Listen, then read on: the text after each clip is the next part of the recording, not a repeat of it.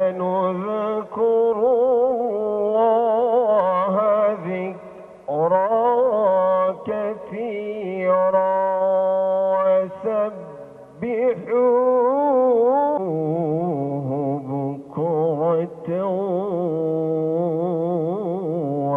وأصيلا وسبحوه بكرة وأصيلا صدق الله العظيم। তেলাওয়াতে কারিমা শুনলাম। সম্মানিত মুসল্লিয়ানে কেরাম, আমরা দেখতে পাচ্ছি আজকের এই মহতী অনুষ্ঠানে সম্মানিত আলোচক, এদেশের প্রখ্যাত আলেমে দ্বীন, মুফাসসিরে কুরআন, শাইখুল ইসলাম, ঢাকা বাইতুল মামুর জামে মসজিদের সম্মানিত খতিব হযরতুল আল্লামা হাসান জামিল মাদ্দাজিহুল আলী আমাদের মাঝে এসে উপস্থিত হয়েছেন। আজকের এই মহৎ অনুষ্ঠানের সম্মানিত সভাপতি, ইসলামিক ফাউন্ডেশন পরিকল্পনা বিভাগের সম্মানিত পরিচালক জনাব মোহাম্মদ বজলুর রশিদ।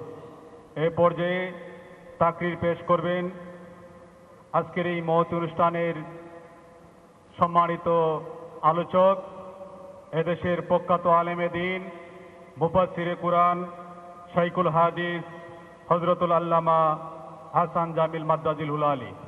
হুজুরকে ওনার নির্ধারিত রাহমাতুল্লাহি ওয়া বারাকাতুহু।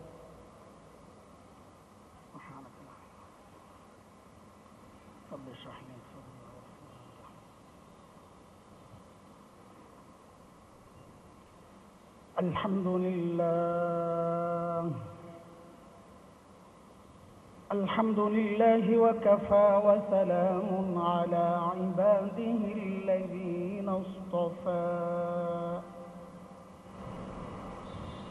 أما بعد فأعوذ بالله من الشيطان الرجيم. بسم الله الرحمن الرحيم.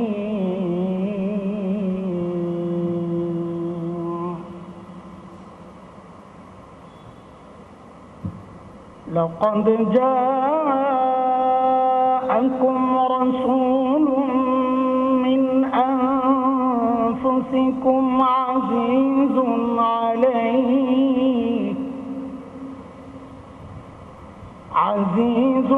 عليه ما عنتم حريص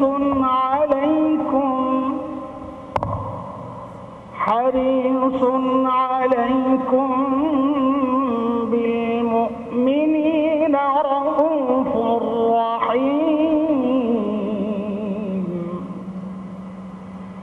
فإن تولوا فقل حسبي الله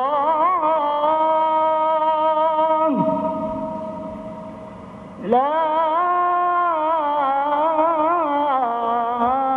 إله إلا هو عليه توكلت وهو رب العرش العظيم.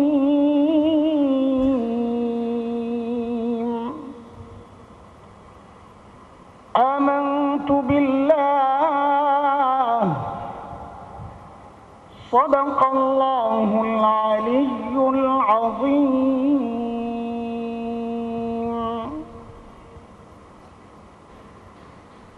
ইসলামিক ফাউন্ডেশন কর্তৃক পক্ষকালব্যাপী আয়োজিত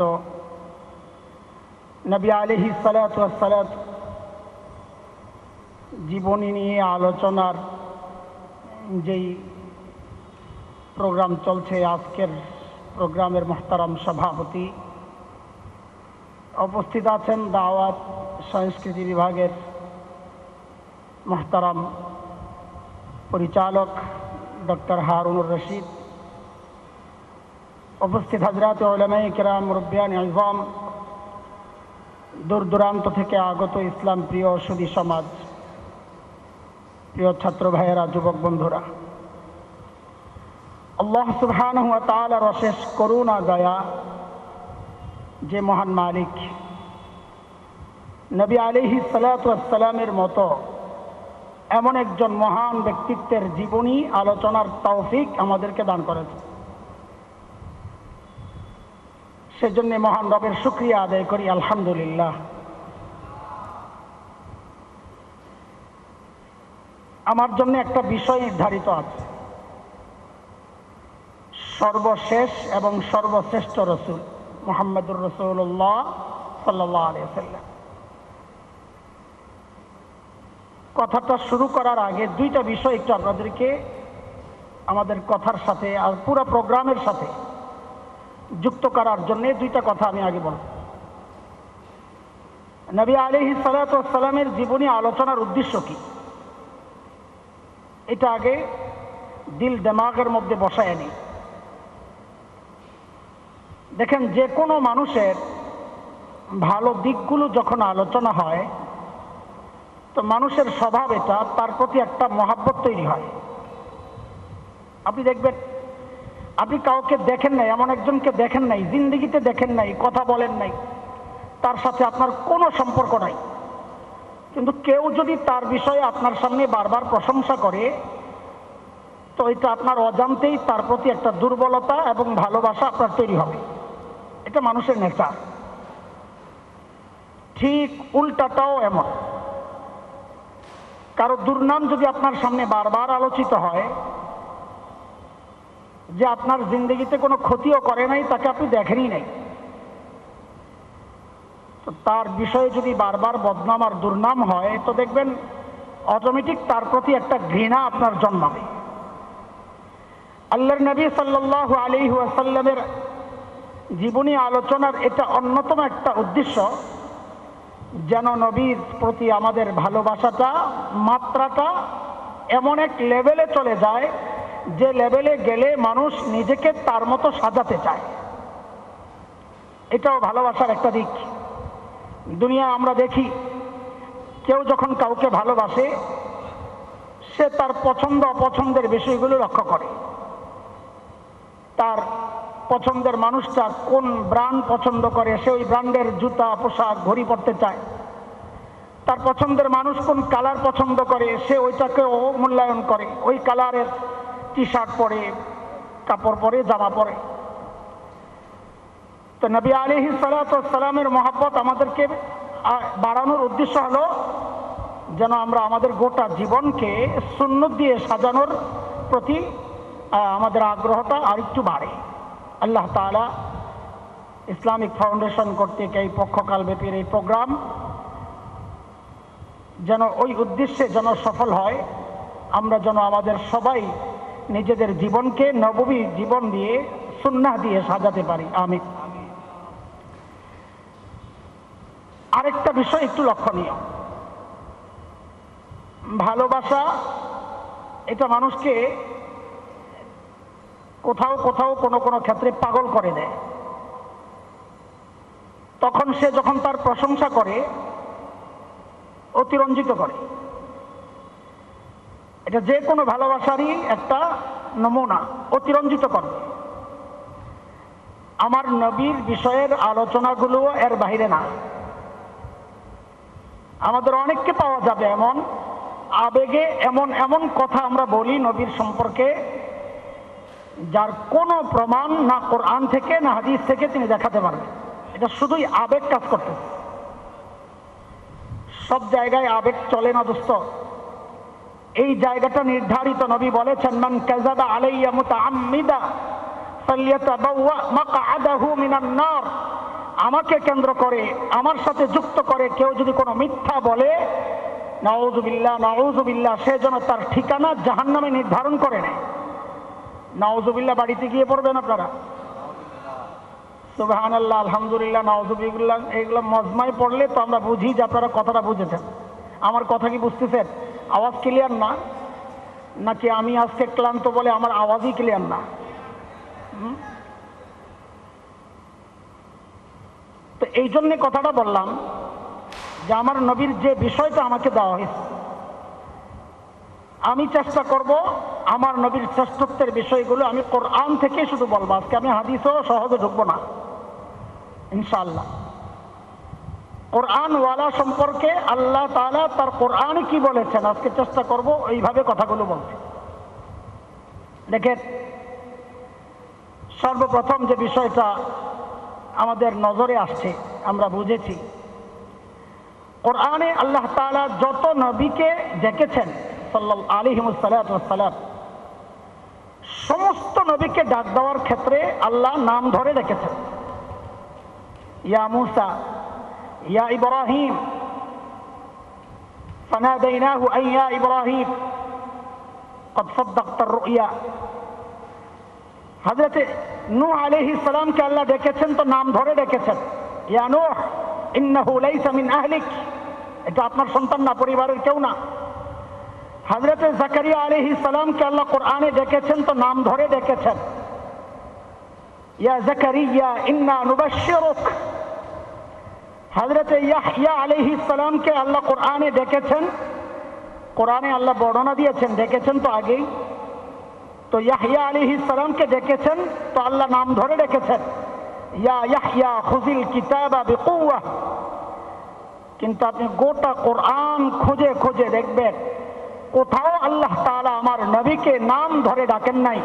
যখনই ডেকেছেন বলেছেন ইয়া আইয়ুহার রাসূল, ইয়া আইয়ুহান নবী, ইয়া আইয়ুহাল মুযাম্মিল, ইয়া আইয়ুহাল মুদ্দাসসির। এতেই বোঝা যায় আল্লাহ তাআলা আমার নবীকে কোন লেভেলের মর্যাদা দান করেছেন। আচ্ছা, আপনাদেরকে আমি প্রশ্ন, আজকে আমাকে আপনারা একটু সহযোগিতা করতে হবে। কথা নেব আপনাদের কাছ থেকে, এরপর আমি বলবো ইনশাআল্লাহ। তাহলে আমার কথা একটু কমে যাবে, আমি একটু খুবই ক্লান্ত, লম্বা সফর ছিল। এক আগে না দুই আগে, মানে এটা একটা জিজ্ঞেস করার জিনিস, জিজ্ঞেস করতেছি পরের কথা বোঝানোর জন্য। দুই আগে না তিন আগে? হ্যাঁ, তিন আগে না চার আগে? চার আগে না পাঁচ আগে? আপনাকে যদি সিরিয়াল মতো লিখতে দেওয়া হয় তো সর্বপ্রথম আপনি কি লিখবেন, এক নাম্বার না পাঁচ নাম্বার? হ্যাঁ, এক। এটাই তো স্বাভাবিক, তাই না? দুই আগে লিখবেন না তিন আগে লিখবেন? তিন আগে লিখবেন না চার আগে লিখবেন? অথচ দেখেন আল্লাহ তাআলা যখন অন্য নবীদের সাথে আমাদের নবীর আলোচনা এনেছেন তো দেখা গেছে সমস্ত নবীর সিরিয়াল আল্লাহ ঠিক রাখছেন। আমি আয়াতটা পড়ি তাহলে বুঝবেন। আল্লাহ বলেন, وَإِذْ أَخَذْنَا مِنَ النَّبِيِّينَ مِيثَاقَهُمْ وَمِنكَ وَمِن نُّوحٍ وَإِبْرَاهِيمَ وَمُوسَى وَعِيسَى ابْنِ مَرْيَمَ। আমি যখন আপনি এবং নূহ এবং ইব্রাহিম এবং মূসা এবং ঈসা তাদের কাছ থেকে যখন অঙ্গীকার নিলাম, আল্লাহ নূহ আলাইহিস সালামের নাম আগে এনেছেন, ইব্রাহিম আলাইহিস সালামের আগে। কেন? দুনিয়ায় নূহ আলাইহিস সালাম ইব্রাহিম আলাইহিস সালামের আগে আসছে। ইব্রাহিম আলাইহিস সালামের নাম আল্লাহ মূসা আলাইহিস সালামের আগে এনেছেন। কেন? মূসা আলাইহিস সালামের আগে এসেছেন। মূসা আলাইহিস সালামের নাম আল্লাহ তাআলা ঈসা আলাইহিস সালামের আগে এনেছেন। কেন? মূসা আলাইহিস সালাম ঈসা আলাইহিস সালামের আগে এসেছেন। সেই হিসাবে আমাদের নবীর নাম যাওয়ার কথা, পাঁচজন নবীর নাম সিরিয়াল মতো যদি ঘোষণা হয় তো আমাদের নবীর নাম যাওয়ার কথা কয় নম্বরে? আল্লাহ দুইও ঠিক রাখছেন, তিনও ঠিক রাখছেন, চারও ঠিক রাখছেন, পাঁচও ঠিক রাখছেন। পাঁচ ঠিক রাখছেন মানে পাঁচ নম্বরে একজনকে বসাইছেন, কিন্তু যার পাঁচ নম্বরে যাওয়ার কথা, যিনি সবার শেষে আসছেন আল্লাহ তাআলা, সেই নবী মুহাম্মদুর রাসূলুল্লাহকে উল্লেখ করার সময় সবার আগে উল্লেখ করেছেন। আমার নবীর শ্রেষ্ঠত্ব সূরা আলে ইমরানে আসছে। আল্লাহ তাআলা রূহ জগৎ একটা আছে, মানুষকে আল্লাহ তাআলা বানাইছেন তো পরে, রূহ আগে বানাইছেন। সমস্ত নবীদের রূহকে আল্লাহ তাআলা একসাথে করেছেন, একসাথে করে আল্লাহ তাআলা ওখানেই তো আমার নবীর শ্রেষ্ঠত্ব আল্লাহ ঘোষণা করে দিয়েছেন। কিভাবে? সমস্ত নবীকে আল্লাহ ডেকে বলছেন, শুনেন আমি আপনাদেরকে কিতাব হিকমত এই যে দিচ্ছি, আমি জানতে চাচ্ছি যদি আপনারা এমন একজন নবীকে পান যিনি আপনাদেরকে দেওয়া কিতাব, আপনাদের দায়িত্ব সম্পর্কে যিনি সত্যায়ন করবেন, যদি তাকে পান তাহলে আমি জানতে চাই আপনারা তার উপর ঈমান আনবেন কি আনবেন না, তাকে সহযোগিতা করবেন কি করবেন না। কোরআন বলতেছে এইভাবে, وَإِذْ أَخَذْنَا مِنَ النَّبِيِّينَ مِيثَاقَهُمْ وَمِنكَ وَإِذْ أَخَذْنَا مِنَ النَّبِيِّينَ, আল্লাহ তাআলা সমস্ত নবীকে ডেকে বলতেছেন আ'আকরারতুম وَإِذْ أَخَذَ اللَّهُ مِيثَاقَ النَّبِيِّينَ لَمَا آتَيْتُكُم مِّن كِتَابٍ وَحِكْمَةٍ ثُمَّ جَاءَكُمْ رَسُولٌ مُصَدِّقٌ لِّمَا مَعَكُمْ لَتُؤْمِنُنَّ بِهِ وَلَتَنصُرُنَّهُ قَالَ أَأَقْرَرْتُمْ قَالُوا أَقْرَرْنَا قَالَ فَاشْهَدُوا وَأَنَا مَعَكُمْ مِنَ الشَّاهِدِينَ।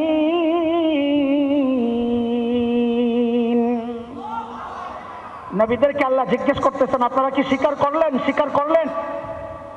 তো সমস্ত নবীরা বলেন আল্লাহ আমরা অঙ্গীকার করছি, আমরা যদি ওই আখেরি পয়গম্বরকে পাই তো আমরা সবাই তার উপর ঈমান আনব।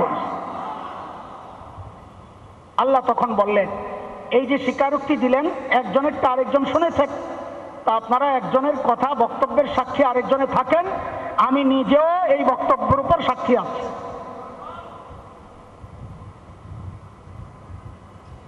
গোটা কোরআন খুঁজলে দেখবেন শুধু আমার নবীর শ্রেষ্ঠত্ব আর শ্রেষ্ঠত্ব।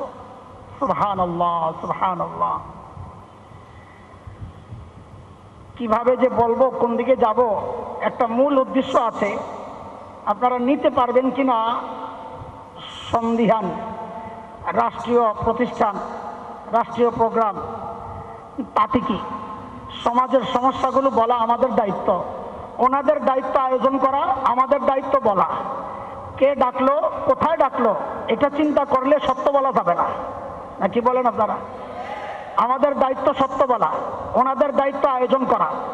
এজন্য কিছু সত্য আজকে বলবো এমন ইনশাআল্লাহ যে আমার নবীর শ্রেষ্ঠত্ব যদি স্বীকার করেন তো বাংলাদেশে কাদিয়ানি এবং এনজিও এবং খ্রিস্টান মিশনারিদের কাজ বন্ধ করতে হবে। কেন সেটা আপনারা শেষে বুঝবেন ইনশাআল্লাহ তাআলা। আমি আসতেছি। দেখেন আল্লাহ তাআলা আমার নবীকে এতটা ভালোবেসেছেন, এতটা মহব্বত করেছেন, এতটা গুরুত্ব দিয়েছেন। আমার নবীর চেহারা, আমার নবীর চোখ, আমার নবীর হাত, আমার নবীর পা, আমার নবীর সিনা, আমার নবীর পিঠ, আমার নবীর ঘর, আমার নবীর সঙ্গী, আমার নবীর স্ত্রী, আমার নবীর উম্মত, কি নাই যে আল্লাহ তাআলা আমার নবীর এই প্রসঙ্গগুলো কোরআনে আনেন নাই। আপনি খোলেন কোরআন দেখেন, আল্লাহ তাআলা আমার নবীর চেহারার আলোচনা করেছেন। কখন? যখন কিবলা বাইতুল মুকাদ্দাসের দিকে চলে গেল। নবীর দিল হচ্ছে কিবলা বাইতুল্লাহর দিকে হোক, মদিনায়। বারবার শুধু আকাশের দিকে তাকায়, কখন ওহী আসবে, কখন ওহী আসবে। তো আল্লাহ দেখছেন নবীর চেহারা শুধু বারবার উপরের দিকে উঠে যায়, তো আল্লাহর মায়া লাগছে। আল্লাহ কি বলতেছেন? قد نرى تقلب وجهك في السماء।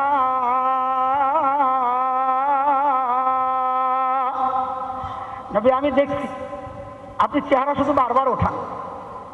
তো মুফাসসিররা লেখেন দেখো দেখো আমার নবীর চেহারার আলোচনা কোরআনে আসছে।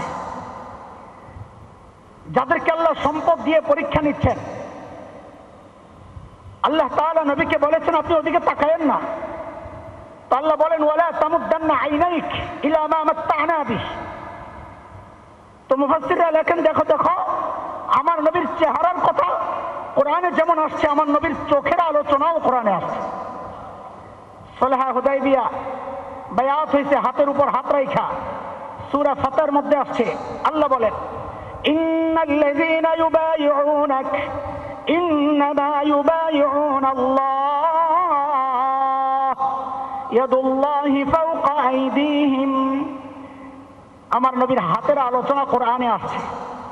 মুনাফিকরা এক জায়গায় মসজিদ বানাইছেন, আল্লাহ নিষেধ করছেন আপনি ওই মসজিদে যাবেন না, পা রাখবেন না।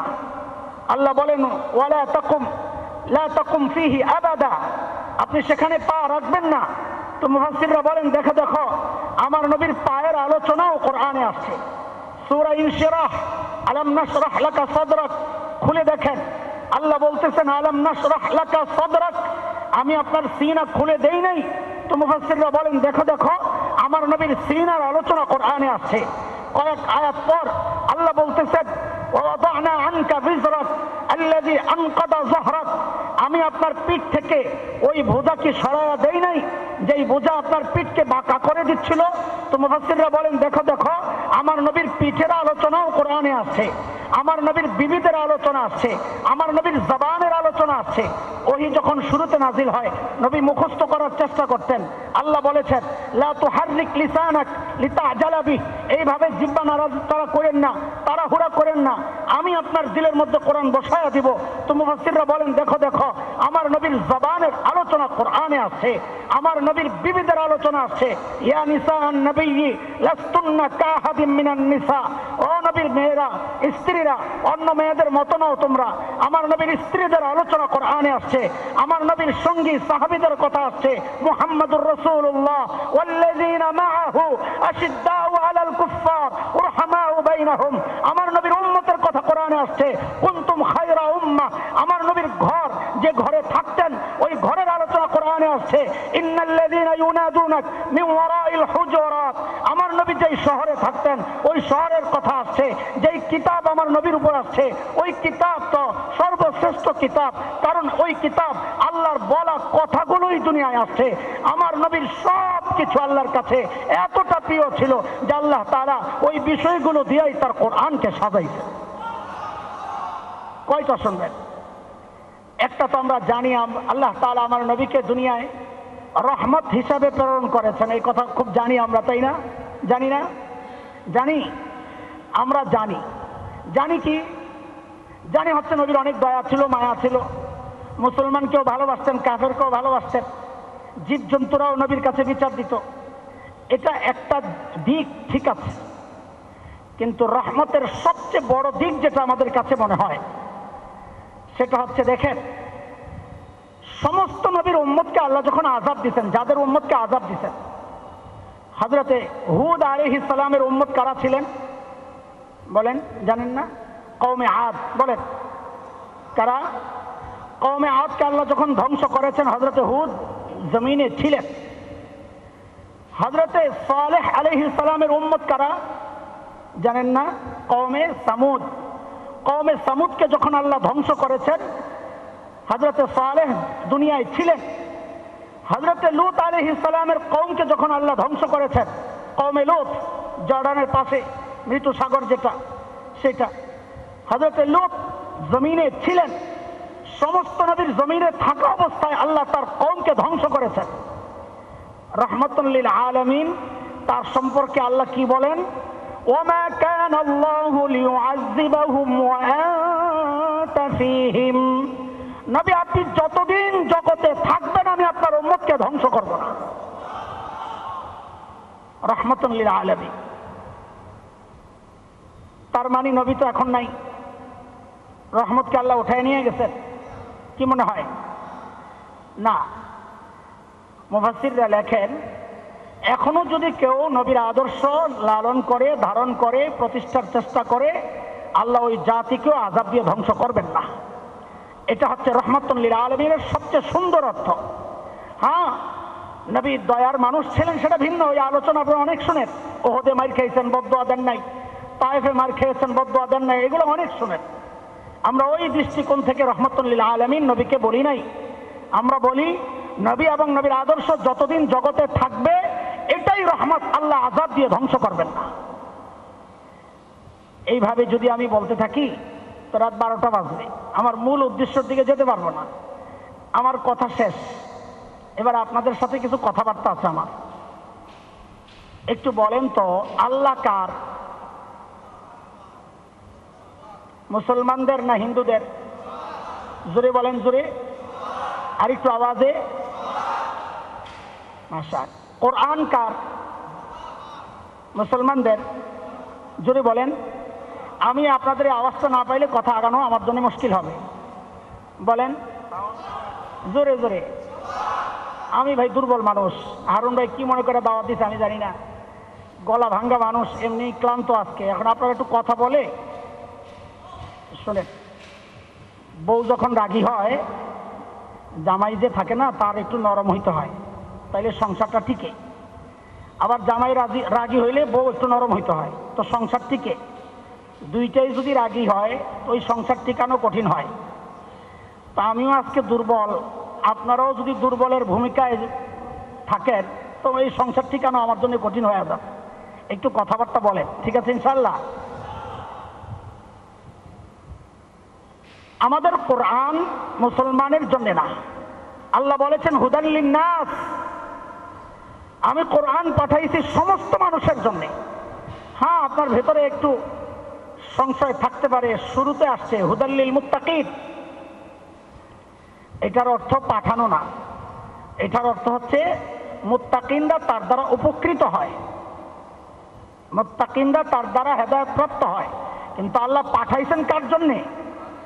কার জন্যে? সবার জন্য। এইবার বুঝে শুনে বলেন তো, আমাদের রসুল কাদের রসুল? মুসলমানদের না হিন্দুদের?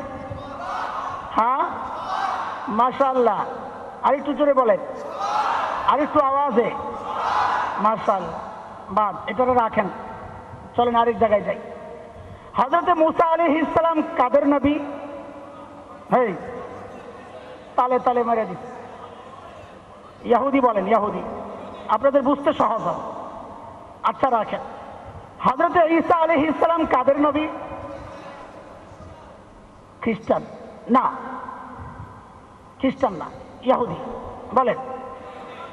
ইহুদিদের কাছে উনি যখন ধর্ম প্রচার করছেন, তারা কবুল করার পর ওদেরকে আমরা বলেছি খ্রিস্টান, কিন্তু আল্লাহ পাঠাইছেন ইহুদিদের জন্য। বুঝে আসছে কথা? পার্থক্যটা বুঝেছেন? তাইলে এবার ঠিক করে বলেন, হযরত ঈসা কাদের নবী? হ্যাঁ, হযরত ঈসার উপর যেই কিতাব আসছে, কিতাবের নাম কি? না বাইবেল? হ্যাঁ, মার্কেটে একটা আছে না বাইবেল? এই বাইবেল নাযিল হয়েছে কোন নবীর উপর? ঈসা আলাইহিস সালাম। সুবহানাল্লাহ। বাইবেল কোনো আসমানি কিতাব না, এটা খ্রিস্টানদের ধোঁকা, এটা ওদের বানানো। বলেন, বাইবেল কোনো আসমানি কিতাব? আসমানি কিতাব বড় কয়টা? কোরআন, তাওরাত, জাবুর, ইনজিল। মাশাআল্লাহ। তাহলে বাইবেল এটা কার কিতাব? খ্রিস্টানদের বানানো কিতাব। বলেন, খ্রিস্টানদের। আল্লাহ পাঠাইছেন কোন কিতাব? ইনজিল। ইনজিল বলেন কি? ইনজিল। এই ইনজিল কাদের কিতাব? কাদের জন্য পাঠাইছেন আল্লাহ? ইহুদিদের জন্য। বুঝেন না আমার কথা? আচ্ছা শোনেন, আল্লাহ তাআলা হযরত ঈসাকে কাদের নবী বানায়া পাঠাইছেন এই সম্পর্কে আমরা তো দাবি করলাম। কাদের কাছে পাঠাইছেন? ইহুদি। এই সম্পর্কে কোরআনে সূরা সফ, খুব ভালো করে মনে রাখেন, সূরা সফ 6 নম্বর আয়াত। হযরত ঈসার নিজের বক্তব্যটাই আল্লাহ কোরআনে এনেছেন। আল্লাহ কি বলেন? وَإِذْ قَالَ عِيسَى ابْنُ مَرْيَمَ يَا بَنِي إِسْرَائِيلَ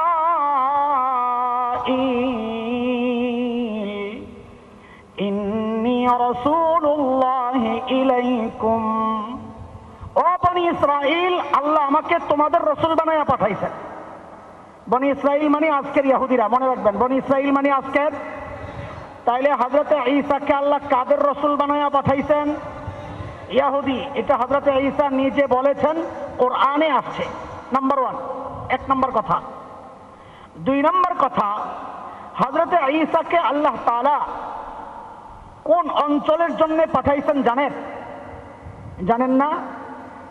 এই যে বিকৃত বাইবেল আছে না, বাইবেল, এই বাইবেলের মধ্যে আছে, আমরা চ্যালেঞ্জ করলাম, কেউ চ্যালেঞ্জ গ্রহণ করলে আমরা দেখাবো ইনশাআল্লাহ। এই বিকৃত বাইবেলের মধ্যে আছে, বিকৃত মানে এটাই তো পুরোটাই বিকৃত, এটা আসমানি কিতাব না। এই বাইবেলের মধ্যে আছে হযরত ঈসার বক্তব্য।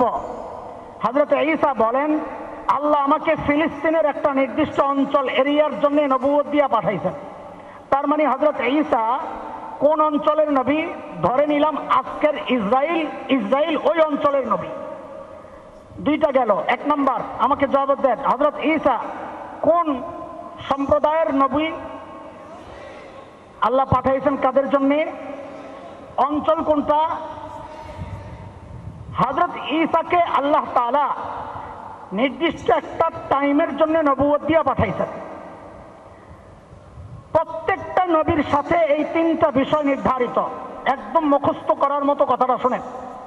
বাংলাদেশের বহু ফিতনা এই কথা না বুঝার কারণে এবং নিজের নবী না চেনার কারণে ওই ফিতনায় আমরাও জড়ায়া যাই। তিনটা বিষয়। কয়টা বিষয়? সমস্ত নবীর সাথে তিনটা বিষয় ছিল নির্ধারিত। নাম্বার ওয়ান, সমস্ত নবীর কওম সম্প্রদায় ছিল নির্ধারিত। সমস্ত সম্প্রদায়ের জন্য আল্লাহ কোনো নবী পাঠান নাই। দুই নাম্বার, সমস্ত নবীর অঞ্চল এরিয়া ছিল নির্ধারিত। কোন নবীকে আল্লাহ তাআলা গোটা দুনিয়ার নবুয়ত দিয়ে পাঠান নাই।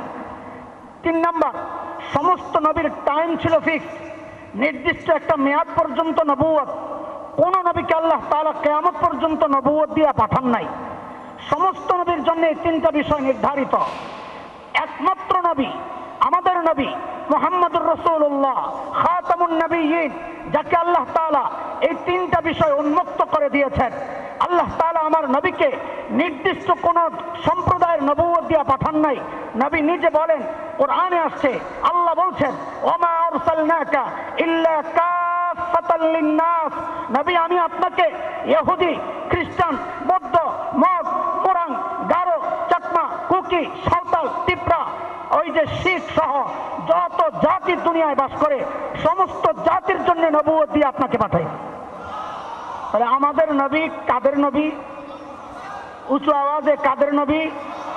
মুসলমানদের কয় না, আমাদেরও নবী, হিন্দুদেরও নবী, ইহুদিরও নবী, খ্রিস্টানেরও নবী, সমস্ত ধর্মের নবুয়ত দিয়ে আল্লাহ আমার নবীকে পাঠাইছে।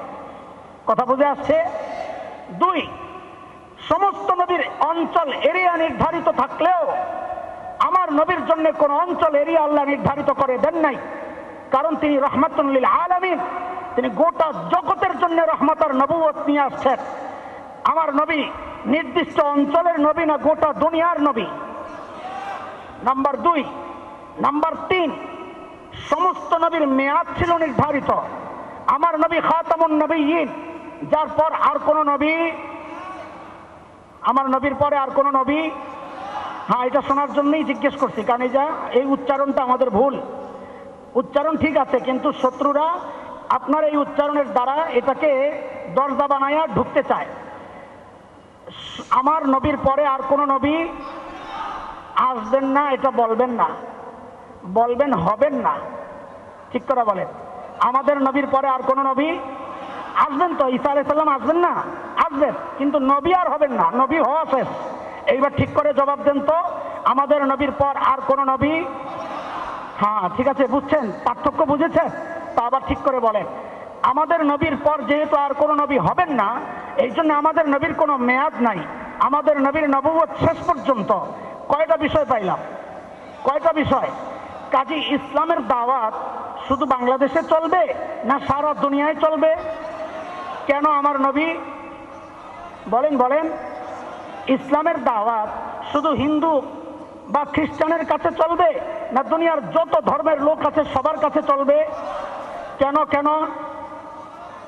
আমাদের নবীর দ্বীনের দাওয়াত নির্দিষ্ট কোনো মেয়াদে গিয়ে শেষ হবে না গোটা দুনিয়া যতদিন আছে সেই পর্যন্ত দাওয়াতের কার্যক্রম চলবে? এটাই তো আমার নবীর শ্রেষ্ঠত্ব। বুঝেন নাই কথা? আচ্ছা ঠিক আছে, তাইলে অন্য ধর্মের যারা বাংলাদেশে ওদের ধর্মের প্রচার করে অবস্থা কি আপনাদের জানা আছে? অনেকে জানেন না, এটা ভয়ের কারণ। আপনি আপনার নবীকে না চিনলে আপনি আপনার দেশের স্বাধীনতা টিকাইতে পারবেন না। বলে স্বাধীনতার সাথে নবীর কি সম্পর্ক? এটাই তো বড় সমস্যা। আপনি নবী চিনেন না বলে সম্পর্ক খুঁজে পান না। আজকে এখান থেকে খুঁজে নেন। শুনেন, বাংলাদেশে খ্রিস্টানরা ওদের ধর্মের প্রচার করতে পারে না, কাদিয়ানি অন্য কোন ধর্ম, বাংলাদেশ কেন দুনিয়ার কোথাও কোনো ধর্মের প্রচার আর এখন চলতে পারে না। আপনি বলবেন কেন? কেন? যার যার ধর্মের প্রচার সে করবে। কত সুন্দর কথা, তাই না? কত সুন্দর কথা না? আপনারা খুব মাশাআল্লাহ সুশীল সুশীল। কি সুশীল সুশীল? হুজুররা এত কড়া, সুবহানাল্লাহ। জঙ্গি জঙ্গি, সাম্প্রদায়িক মৌলবাদ নতুন শব্দ আসছে, আমদানি হইতেছে দূর থেকে। হুজুররা মৌলবাদী। হ্যাঁ আমরা মৌলবাদী, তোমরা যদি আগাছাবাদী হও থাকো যাই আগাছা ধইরা, আমরা মূল ধরে থাকতে চাই ইনশাআল্লাহ। গালি দাও যাই কো, গ্রহণ করলাম আলহামদুলিল্লাহ। বলেন না আলহামদুলিল্লাহ? না আপনারা খুশি না মৌলবাদী হইয়া? আমি তো খুশি। মৌলবাদী উদ্দেশ্য যদি হয় ইসলামের মূল যারা ধরে আছে, তা আমি সারা জীবন মৌলবাদী হয়েই থাকতে চাই। আপনারা থাকতে চান কি চান না বলে? এখন একটা প্রশ্ন, খুব সাধারণ মানুষ খুব গিলে, সুশীল সমাজ নিজেদেরকে সুশীল হিসাবে পেশ করে, আসলে সুশীল না, আসলে আরে জাহেল, নিজে নিজের নবী চিনে না।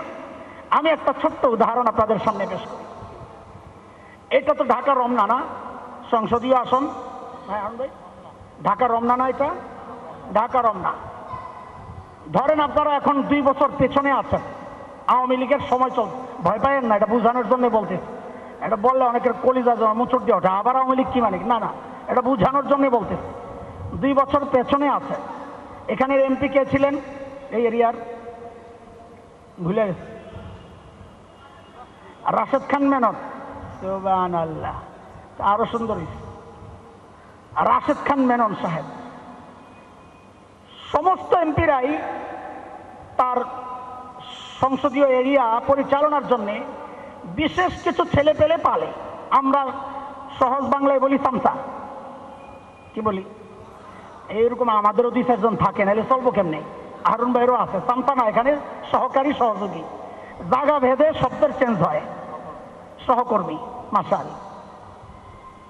ওরা হঠাৎ একদিন দেখে কি পল্টন মোড়ে বিশাল এক সাইনবোর্ড লেখা এমপি সাহেবের কার্যালয়। কি লেখা বলেন বলেন? ওরা চিন্তা করতেছে কিরে, আমরা থাকতে এমপি সাহেবের কার্যালয় খুললো কারা? বলে চল একটু খবর নিয়ে আসি। গিয়ে জিজ্ঞেস করতেছে, রে এই অফিস কার? বলে এমপি সাহেবের। তোরা কারা? এমপি সাহেবের লোক। আরে কোন এমপি? তো ওরা বলে সাদেক হোসেন খোকা। কি বলে? সাদেক হোসেন খোকা চেনেন আপনারা? ভুলে গেছেন না? সাদেক হোসেন খোকা অবিভক্ত ঢাকার মেয়র ছিলেন। তারও আগে ঢাকার সূত্রাপুর কোতোয়ালি আসন হাসিনারে হারাইয়া এমপি হয়েছিলেন। মনে আছে? মনে থাকার কথা না, ভুলে গেছে পোলাপাই। কোন জায়গার? সূত্রাপুর। আসন কোনটা বলেন? আসন কোনটা? সূত্রাপুর কোতোয়ালি আসন। ছিলেন কবে? 20 বছর আগে। কবে বলেন বলেন কবে? তিনি আছেন না মারা গেছেন? মারা গেছেন, মুক্তিযোদ্ধা ছিলেন। যেই বলছে খালি সাদেক হোসেন খোকা এমপির অফিস কোন জায়গায়? রমনায়। কোন জায়গায়? ওরা ধরে গনে গনে 20টা পিটুনি দিচ্ছে। কয়টা? আরে শব্দটা আমার সাথে বলতে হবে, সংখ্যাটাও বলতে হবে। কয়টা? জোয়ান কথা কও, কয়টা? ধরে ধরে কয় পিটুনি? 20 পিটুনি দিচ্ছে। ওরা তো মাইটার খায় আসছে হারুন ভাইয়ের কাছে বিচার নিয়া, ভাই আমাদেরকে পিটাই। কারা পিটাইলো? ওই যে মেনন সাহেবের ছেলেরা। তো ওদেরকে, আচ্ছা এর আগে আপনাদেরকে জিজ্ঞেস করি, সাদেক হোসেন খোকা এমপির অফিস, তার সংসদীয় পদ শেষ হয়েছে 20 বছর আগে, তিনি মারাও গেছেন। তার অফিস খোলার এই পাগলামিটা ঠিক আছে না পিটুনি দেওয়া ঠিক আছে? একটু জোরে শুনতে চাই। না না, এত আসতে বললে আমি কথা আগাবো না। অফিস খোলা ঠিক আছে না পিটুনি দেওয়া ঠিক আছে? এইটা খুব ভালো বুঝেন। আর ধর্মের ব্যাপার, দিনের ব্যাপার আসলে আস্তে করে আপনি সুশীল হয়ে যান। আচ্ছা এবার বুঝেন, কয় পিটুনি দিছে? হারুন ভাই বলে আমি তো মুসলমান ইমানদার, এক পক্ষের কথা শুনে বিচার করি না। যারা পিটুনি দিছে ওদেরকে আনো। তো ওদেরকে আনার পর জিজ্ঞেস করা হয়েছে, ভাই তোমরা পিটাইছো? বলে হ্যাঁ। কয়টা? বলে 20টা। বলে কেন? বলে অপরাধ 2টা। কয় অপরাধ বলেন? বলে অপরাধ 2টা। কি? বলে 1 নম্বর অপরাধ হচ্ছে যেই সাদেক হোসেন খোকার এমপির অফিস তারা এখানে খুলেছে রমনায়, ওনার সংসদীয় আসন এরিয়া এটা না। অফিস খুলবি তো ঢাকার সূত্রাপুর কোতোয়ালি ওখানে যাওয়া খোল, রমনায় কেন আসছস? এই জন্যেই। আরেক অপরাধ বলে যেই সাদেক হোসেন খোকার এমপির দাবি নিয়ে ওরা এমপির অফিস খুলেছে, ওনার মেয়াদ শেষ হয়েছে 20 বছর আগে, এই জন্য গনে গনে ধৈরা 20টা পিটুনি দিস। কয়টা? কয়টা? আরে বলেন কয়টা? ও দোস্ত, এটা তো খুব ভালো বুঝেন। তাহলে এটা কেন বুঝেন না? খ্রিস্টান মিশনারিরা বাংলাদেশে ওদের ধর্মের প্রচার করতে পারে না, কেন পারে না? বলে ওদের অপরাধ একটা না, ওদের অপরাধ দুইটা না, ওদের অপরাধ তিনটা অপরাধ। বলে কেন 3 অপরাধ? বলে যেই নবী ঈসা আলাইহিস সালামের ধর্মের প্রচার ওরা বাংলাদেশে করছে, ওই নবী ঈসার ধর্মের নবুয়তের আসন বাংলাদেশ না। তিনি নিজে বলেছেন, বাইবেলে আসছে, তিনি নিজে বলেছেন তাকে আল্লাহ ফিলিস্তিনের নির্দিষ্ট অঞ্চলের নবুয়ত দিয়ে পাঠাইছেন। অফিস খুলতে হয় ইসরায়েলে যায় খোলো, বাংলাদেশে আসছো কোন কামের জন্যে? 1 নম্বর অপরাধ। 2 নম্বর অপরাধ, যেই নবী ঈসার ধর্মের প্রচার ওরা মুসলমানদের কাছে করছে, ওই নবী ঈসাকে আল্লাহ মুসলমানদের নবুয়ত দিয়ে পাঠান নাই। তিনি নিজে বলেছেন সূরা সফ আয়াত 6 28 নম্বর পারা, ইয়া বনি ইসরাইল ইন্নী রাসূলুল্লাহি ইলাইকুম, ও বনি ইসরাইল আল্লাহ আমাকে তোমাদের রাসূল বানায়া পাঠাইছেন। কাজেই খ্রিস্টান ধর্মের প্রচার যদি করতে হয় মুসলমানদের কাছে না, যাইয়া ইহুদিদের কাছে করো। এখানে তোমরা কোন কাজের জন্য মেহনত করতেছ? বলে 3 নম্বর অপরাধ, বলে যেই নবী ঈসার ধর্মের প্রচার ওরা বাংলাদেশে করছে, ওই নবী ঈসার নবুয়তের মেয়াদ শেষ হয়ে গেছে 1400 বছর আগে। এই জন্য তো ওদেরকে নবুয়তের দাবি আর প্রচার করা তো দূরের কথা, ওদেরকে তো ধরে ধরে গনে গনে 1400 পিটা দেওয়া দরকার। কথা বলেন ঠিক কিনা? এখন তো আর ঠিক জোরে বাইর হয় না। 20 পিটার সময় ঠিকই বলছেন, পিটা দেওয়া ঠিক আছে। কথা বলেন, আমরা পিটাইতে চাই না, আমরা আপনাদেরকে সচেতন করতে চাই। আপনারা বলবেন এই বিষয়ের সাথে স্বাধীনতার কি সম্পর্ক? হ্যাঁ হ্যাঁ আছে, আছে সম্পর্ক। কারণ আমরা দেখেছি ওরা এইভাবেই পূর্ব তিমুরে ঢুকেছিল, ইন্দোনেশিয়াকে টুকরা করে পূর্ব তিমুর এক খ্রিস্টান রাষ্ট্র হয়েছে। ওরা সুদানে ঢুকেছে, দক্ষিণ সুদানকে টুকরা করে আলাদা একটা রাষ্ট্র কায়েম করেছে। যার কারণে আমরা আতঙ্কিত, বাংলাদেশের স্বাধীনতা, সার্বভৌমত্ব, অখণ্ডতা নিয়ে আমরা আতঙ্কিত। কেন?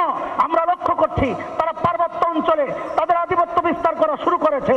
উত্তরবঙ্গে লক্ষ লক্ষ মানুষকে খ্রিস্টান বানাচ্ছে। দোস্ত, আওয়াজ উঠাইতে হবে। এই জায়গায় কোনো আপোষ নাই, এটা কোনো রাজনীতির বিষয় না, এটা দেশপ্রেমের ব্যাপার, এটা ইমানের ব্যাপার, এটা নিজের নবীর শ্রেষ্ঠত্বের ব্যাপার। যদি কেউ বিশ্বাস করে আমার নবী সর্বশ্রেষ্ঠ, সেই নবীর ধর্ম ছাড়া অন্য কোনো ধর্মের প্রচার বাংলাদেশ কেন দুনিয়ায় কোথাও চলতে পারে না। আরেকটা ব্যাপার হচ্ছে অতীত যেহেতু ইতিহাস, এইটাই ওরা ধর্মের প্রচার করে ঢুকে টুকরা করে বের হয়। আমরাও জানাইতে চাই রক্ত দিয়ে কেনাই স্বাধীনতা, ইনশাআল্লাহ রক্ত দিয়ে রক্ষা করা হবে ইনশাআল্লাহ। থাকবেন তো, থাকবেন তো ইনশাআল্লাহ, না আবার পেছন দিকে দৌড় মারবেন না। আমরা আতঙ্কিত কেন জানেন? কেন জানেন? আমি আগেই বলেছি প্রতিষ্ঠান রাষ্ট্রীয়, অনুষ্ঠান রাষ্ট্রীয়, আমি মেহমান। বলে খায়া বিদায় নেওয়াই তো ছিল আপনার কাজ। না না, আমি মেহমান হওয়ার আগে আমার আসল পরিচয়, আমি ওয়ারাসাতুল আম্বিয়া। বলেন আমি কি? ওয়ারাসাতুল আম্বিয়া। আমার জিম্মাদারি উম্মতের কাছে সঠিক কথাটা পৌঁছায়া দেওয়া। কে দাওয়াত দিল? হারুন ভাই মন খারাপ করবে না আরো উপরের কেউ মন খারাপ করবে, এই চিন্তায় কথা বললে আমি জাতির সাথে খেয়ানত করতেছি। এই খেয়ানত কোনো হক্কানি আলেম করতে পারে না। যদি কেউ নবী চিনে, সে কোনোদিন কাদিয়ানী এই ধর্ম মতকে বিশ্বাস করতে পারে না। কেউ যদি তার নবী চিনে, কেউ খ্রিস্টান বাংলাদেশে ওদের ধর্মের প্রচার করবে, সেটা মানতে পারে না। তার কলিজায় আঘাত করার কথা। কথা বলে ঠিক কিনা? এই জন্যে আতঙ্কিত আমরা। বিষয় একটা না, বিষয় অনেক। সাম্প্রতিককালে এক বিষয় আসছে, দেখেন ওরা জিহাদকে খুব ভয় পায়, জানেন তো না? জানেন না? আপনারা জানেন না? ওরা জিহাদকে খুব ভয় পায়। সাম্প্রতিক কালের এক ঘটনায় ওদেরকে আরো ভয় পাইয়ে দিচ্ছে। সেটা হইল আফগানিস্তানে যায় এমন মার খাইছে, এখন মুসলমানদের সাথে লড়াই করার হিম্মত আর ওদের নাই, ঠিক কিনা? এখন ওদের দ্বিতীয় পলিসি কি, এটা বুঝার জিনিস। আমাদের গর্বের ধন গাজী সালাহুদ্দিন আইয়ুবী রহমতুল্লাহ আলাইহি, তিনি বলেছিলেন ঐতিহাসিক কথা, কোন জাতিকে যদি যুদ্ধ ছাড়া পরাজিত করতে চাও তো ওই জাতির কৃষ্টি, কালচার, আকীদা, তাহজিব, তামাদ্দুন ধ্বংস করে দাও। ওরা আমাদের সাথে লড়তে চায় না, ওরা জানে এরা রক্ত দেওয়ার জাতি, ওরা রক্ত দিতে জানে, ওরা শাহাদাতের তামান্না জীবন হৃদয়ে লালন করে। ওদেরকে পরাজিত করা যায় না। ওদের রক্তের প্রতি কোণা থেকে এক সময় তাকবীরের আওয়াজ উচ্চারিত হয়। কথা বলেন ঠিক কিনা? ওরা জানে, সেই কারণে ওরা এখন চাচ্ছে এই সমাজের তাহজিব তামাদ্দুন ধ্বংস করে পশ্চিমা কালচারকে বাস্তবায়ন করতে। ওরা নানান ভাবে ট্রান্সজেন্ডারের নামে, নারী অধিকারের নামে নতুন আরেক ইস্যু আসছে, সেটা হচ্ছে লম্বা সময় থেকে এদেশের ধর্মপ্রাণ মানুষের একটা দাবি ছিল ধর্মীয় শিক্ষক নিয়োগ দেওয়া প্রাইমারি স্কুলে। প্রাইমারি স্কুলে ইংরেজির শিক্ষক আছে না নাই? বাংলার শিক্ষক আছে না নাই? অঙ্কের শিক্ষক আছে না নাই? বইও তো আছে নাকি? ইংরেজি বই আছে না? শিক্ষকও আছে, তাই না? বাংলা বই আছে? এই পোলাবান কথা বলো। শিক্ষক আছে, অঙ্কের বই আছে, শিক্ষক আছে। এক অসহায় বইয়ের খবর আপনাদেরকে শোনাই। সেই বইয়ের নাম হচ্ছে ধর্মীয় শিক্ষা, ইসলাম শিক্ষা। ওই শিক্ষার বই তো আছে কিন্তু শিক্ষক নাই। জানেন আমাদের এই আন্দোলন বৃদ্ধাঙ্গুলি দেখায়া, অথচ এই পতিত সরকারের প্রধানমন্ত্রী শেখ হাসিনা, আপনারা প্রথম আলো পত্রিকার 21 জানুয়ারির রিপোর্ট 2010, 21 জানুয়ারি 2010-এর রিপোর্ট সার্চ দিয়ে বের করে পড়বেন। তিনি তখন এটা আমলে নিয়েছিলেন যে ধর্মীয় শিক্ষক নিয়োগ দিবেন, অথচ এতদিন পর্যন্ত হইল না। যার দাবি মানুষ করে নাই, করছে ওইটা দেয় না। যে দাবি মানুষ করে নাই সেইটা দেওয়ার জন্য তারা প্রজ্ঞাপন জারি করেছে। সেটা কি? বাংলাদেশের 65,500+ স্কুলে, প্রত্যেক স্কুলে এখন থেকে একজন গানের শিক্ষক নিয়োগ দেওয়া হবে। এই মুসলমান, আমাদের কয়জন চান তার সন্তান গান শিখবে? অথচ এদেশের 92+ মুসলমান পার্সেন্টের, এর মধ্যে 82% যারা শরিয়া চায়। আপনি তালাশ করে দেখেন, এগুলো আমাদের জরিপ না, ওদের সংস্থার জরিপ। আমার কাছে জরিপের রিপোর্ট আছে। আজকের যিনি আমাদের আইন সংস্কার করছেন তার লেখা আছে, আরো 10 বছর আগে তিনি লিখেছেন বাংলাদেশের 82% মুসলমান এদেশে শরিয়া আইন চায়। তার মানে ধরে নিলাম বাকি 10% বাদ দেন, 82% মুসলমান তার সন্তানকে গান শেখাতে চায় না। 82% মুসলমান তার সন্তানকে 1% ট্রান্সজেন্ডার শিক্ষকের সামনে দাঁড় করাতে চায় না। অথচ নারী অধিকারের কথা বলে, নারী কোটা ছিল ওইটাকে বাদ দিয়ে দিছে। চাচ্ছেনটা কি? এদেশের মানুষকে আপনারা কি করতে চাচ্ছেন?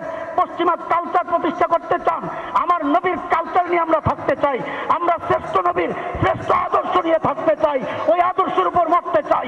অন্য কোন আদর্শ বাংলাদেশে বাস্তবায়ন করতে দেওয়া হবে না ইনশাআল্লাহ।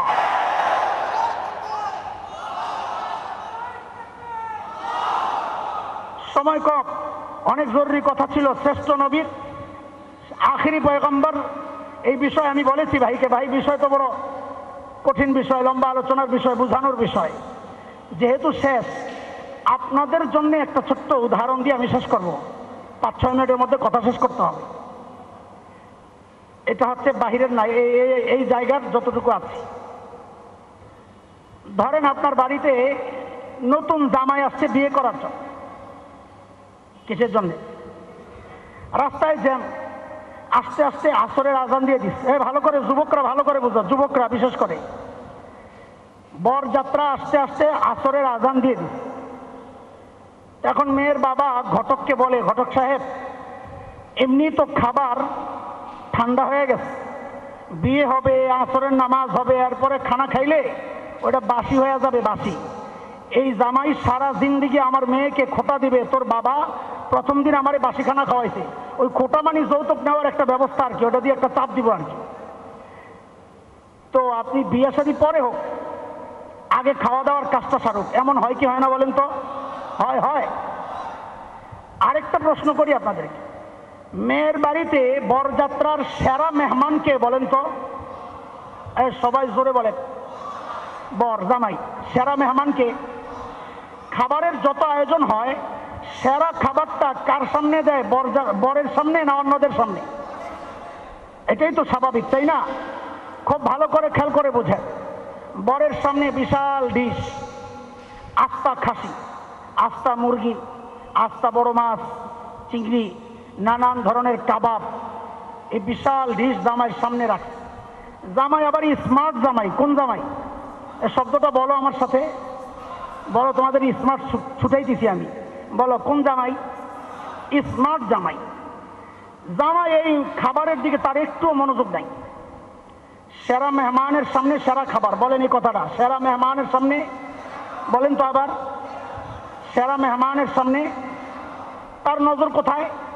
প্যান্ডেল, খাবারের যে আয়োজন প্যান্ডেল, এই প্যান্ডেলের বাহিরে ময়লা ঝুটা আবর্জনা ফেলানোর জন্য একটা পাত্র রাখা। বাচ্চারা পোলাও খাইছে, নাকের শ্রেষ্ঠা লাগানো আঠালো, ওই পোলাও নিয়ে ফেলাইছে। মুরগির রানটাই না গোস্ত খায়া হাড্ডি নিয়ে ফেলাইছে, লেবু চিপ্পা রস খায়া ছিলকা নিয়ে ফেলাইছে। জামাইয়ের মনোযোগ ওই ভান্ডের দিকে। হঠাৎ সে এই সেরা মেহমান সেরা খাবার বাদ দিয়া ওই ভান্ডের সামনে যায়া আসন ধরে বসছে। স্মার্ট জামাই, কোন জামাই? আসন ধরে বসছে, বৈশা ওখান থেকে একটা রান নিস, আর একটু পোলাও মুখে দেয় ময়লা, আর রানে গোস্ত তো নাই, একটা হাড্ডিতে কামড় দেয়, আর ওই লেবুর ছিলকায় রস তো নাই, ছিলকাতেই একটা কামড় দেয়। খুব গর্বের সাথে খাইতেছে। কোন জামাই যেন? হ্যাঁ, মাশাআল্লাহ। শ্বশুর গেছিল একটু ভিতরে, শাশুড়ি একটা পায়েস রান্না করছে ওটা আনার জন্যে। শ্বশুর পায়েসের বাটি নিয়ে আইসা দেখে জামাইয়ের আসনে জামাই নাই। কিরে, জামাই গেল কোথায়? খুঁজতে খুঁজতে খুঁজতে খুঁজতে দেখে জামাই যেখানে বসা, ওখানে তো আসলে বসার কথা কুকুরের। কার? আরে বলেন না, ময়লা খাওয়ার কথা কার? এই ময়লাগুলো কার খাওয়ার কথা? তো শ্বশুর এই ভাণ্ড, এই পায়েসের পাত্র নিয়ে আফসোস করে করে বলতেছে কি, জামাইয়ের আসন খালি কেন? কুত্তার আসনে জামাই কেন? আচ্ছা তোমরা একটু আমার সাথে বলো তো, কুত্তার আসনে জামাইয়ের আসন? আহা বলো না একটু, শেষ আমার কথা। কুত্তার আসনে জামাইয়ের আসন? হ্যাঁ হ্যাঁ। ঘটককে ডাক দিছে। ঘটক, মিয়া ভাই এদিকে আসে। বলে কি সমস্যা? বলে আপনি না বললেন স্মার্ট জামাই? বলে হ্যাঁ, ভেরি স্মার্ট। বলে তোর স্মার্ট ছুটেই দিছি, ভিতরে নিয়ে আটকে দিছি পিঠা। বলে জামাইকেও বানবো, তোরেও বানবো, আমার খানার খরচ দিবি, মান ইজ্জত যা গেছে তো গেছে। আচ্ছা আপনারা বলেন তো, ওই জামাই আসলে স্মার্ট না পাগল? ওর মাথা নষ্ট না? ঠিক আছে, আর একটু জোরে শুনতে চাই, ও সুস্থ না পাগল? আর একটু জোরে আওয়াজ করে, সুস্থ না পাগল? বাইরের কথা কি বলবো, বাহ্যিক দৃশ্যে তো মনে হচ্ছে এখানেও কিছু পাগলের আবির্ভাব উৎপাত আছে। বলে কেন? বলে আল্লাহ তাআলা তোমাকে স্বীকৃতি দিয়েছেন তুমি খায়রু উম্মাহ, সমস্ত উম্মতের মধ্যে তুমি শ্রেষ্ঠ উম্মত, এই জগতের শ্রেষ্ঠ মেহমান। শ্রেষ্ঠ মেহমানের সামনে সেরা আয়োজন মুহাম্মদুর রাসূলুল্লাহ ওয়া ইন্নাকা লাআলা খুলুকিন আযীম। সেরা মেহমানের জন্য সেরা আয়োজন, নবীর আদর্শ তোমার সামনে পেশ করা হয়েছে। তুমি সেরা মেহমান, তোমার কাছে এই সেরা আয়োজন ভাল লাগে না? তুমি তাকায় আছো 1400 বছর আগে যেই ধর্ম শেষ হয়ে গেছে, ওই পচা পাশের রাষ্ট্রের অমুসলিমদের কৃষ্টি কালচার, ওগুলো তোমার ভাল লাগে। তুমি তোমার জীবনের সব কিছু সাজাও ওদের কৃষ্টি কালচার দিয়া, তোমার বিয়ে সাজে ওদের কালচার দিয়া, তোমার চুল রাখো ওদের স্টাইলে, দাড়ি ছাঁচো ওদের স্টাইলে। মুহাম্মদুর রাসূলুল্লাহর আখলাক যার ভাল লাগে না, নবীর চরিত্র যার ভাল লাগে না, নবীর আদর্শ যে বাস্তবায়ন করতে চায় না, অন্যদের আদর্শ যার কাছে স্মার্টগিরি মনে হয়, আমরা বলতে চাই তুমি নিজেকে স্মার্ট বললেও শরীয়ত বলে তুমি আস্তে একটা পাগল। কথা ঠিক কিনা? এখন পাগল থাকবো না সুস্থ হব? বলেন, পাগল থাকবো না সুস্থ হব? আল্লাহ তাআলা আমাদেরকে শ্রেষ্ঠ নবী দান করেছেন, আমরা শ্রেষ্ঠ মেহমান, আমাদের জন্য শ্রেষ্ঠ আয়োজন। এই শ্রেষ্ঠ মেহমান শ্রেষ্ঠ আয়োজন উপভোগ করে শ্রেষ্ঠ নবীর শ্রেষ্ঠ আখলাক আর চরিত্র নিজের সমস্ত জীবনে, ব্যক্তি জীবন, পারিবারিক জীবন, সামাজিক জীবন, রাষ্ট্রীয় জীবন, সব জায়গায় আমার নবীর আদর্শ বাস্তবায়ন করতে চাই ইনশাআল্লাহ। রাজি আছি ইনশাআল্লাহ? এইটাই হচ্ছে এই সিরাতুন নবী সাল্লাল্লাহু আলাইহি সাল্লাম, নবীর জীবনী আলোচনার মূল উদ্দেশ্য নিজের জীবনে বাস্তবায়ন করা। আমার ভাই আমাকে একটা বিষয় দিয়েছেন, শেষ নবী শ্রেষ্ঠ নবী। আমি জানি না অসুস্থ শরীর নিয়ে আমি তার এই বিষয়টা কতটা নিভাতে পেরেছি। আল্লাহ তাআলা আমাদের এই আয়োজন যারা করেছেন তাদেরকে উত্তম জাযা দান করেন। আগেই তো যারা কথা বলবেন, যে বিষয় দেয় ওই বিষয়ের উপর কোরআন সুন্নাহ ভিত্তিক, কোন আজগুবি বানানো কিস্সা কাহিনী দিয়া নয়, কোরআন সুন্নাহ ভিত্তিক অথেন্টিক দালিলিক আলোচনা যেন তারা করেন, আল্লাহ তাআলা সে তৌফিক দান করেন। আমিন আমিন। ওয়া আখিরু দাওয়ানা আনিল হামদুলিল্লাহি রাব্বিল আলামিন। ওয়াসসালামু আলাইকুম ওয়া রাহমাতুল্লাহি ওয়া বারাকাতুহু।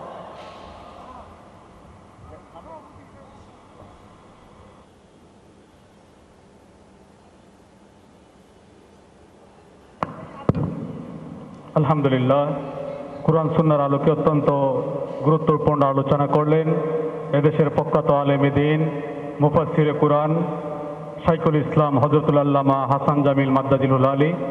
সম্মানিত উপস্থিতি, অল্প কিছুক্ষণের মধ্যেই আমাদের এশার আজান পড়বে।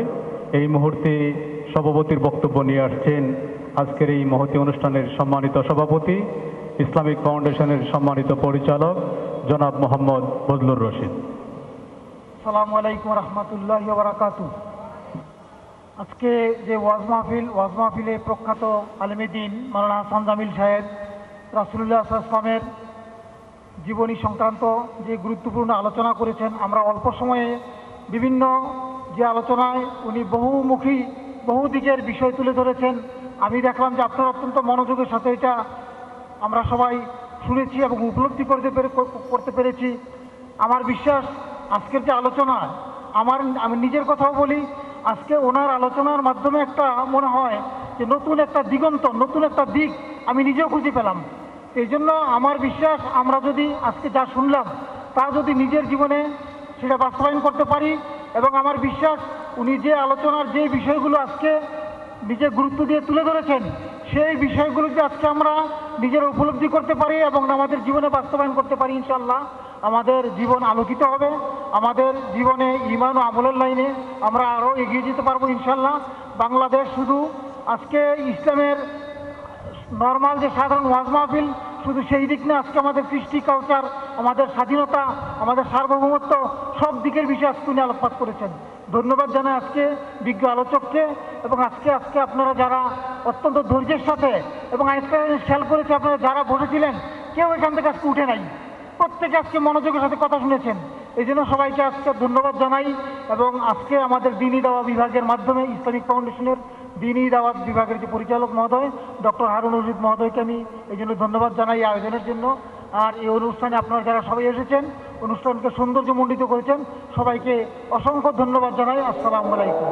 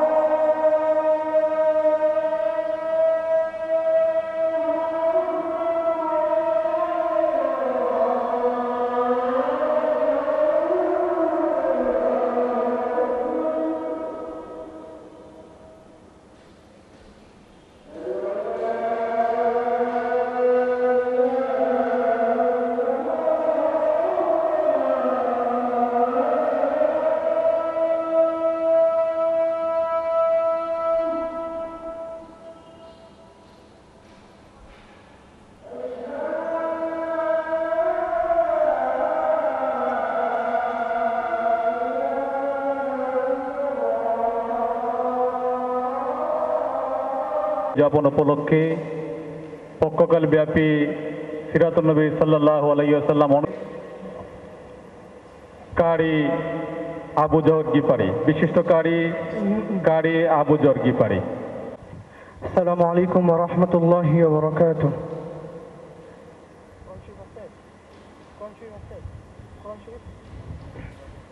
আচ্ছা ঠিক আছে।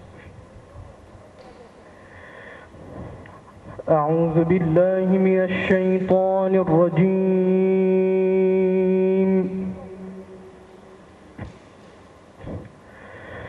بسم الله الرحمن الرحيم.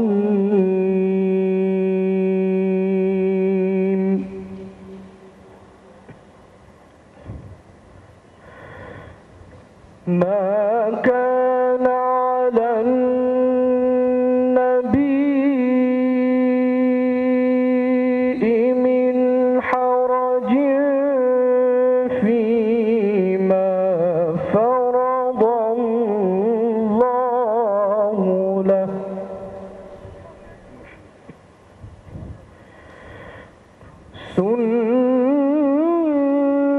سنة الله في الذين خلوا من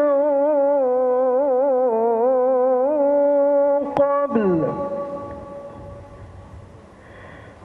وكان أمر الله قدرا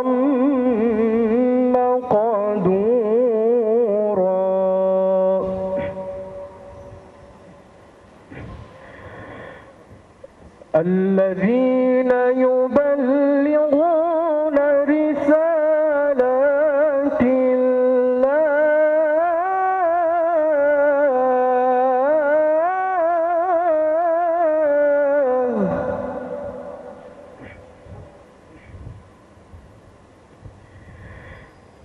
الذين يبلغون رسالات الله ويخشونه ولا يخشون أحدا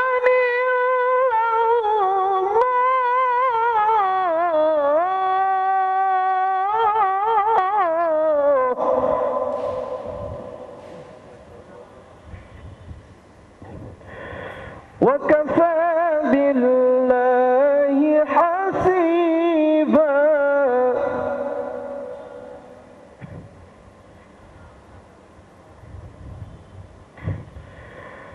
ما كان محمد أبا أحد من رجالكم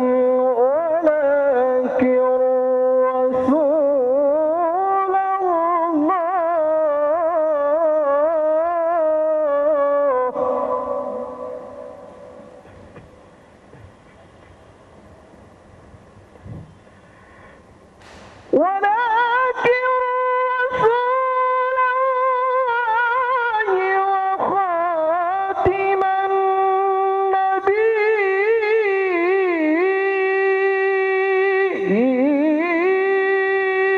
النبيين وكان الله بكل شيء عليما.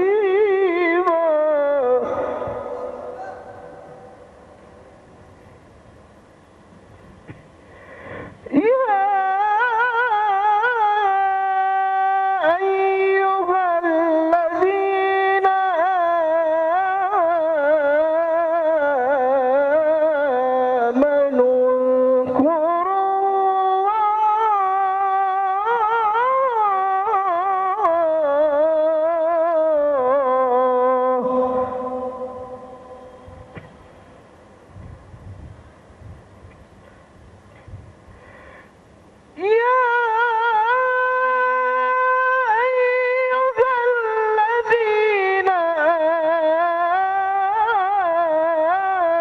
آمنوا اذكروا الله ذكرا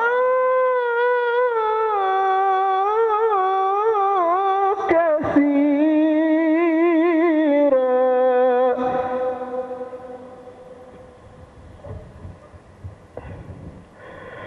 وسبحوه بكرة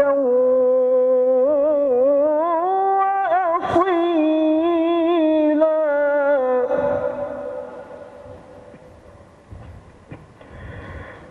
هو الذي يصلي عليكم وملائكته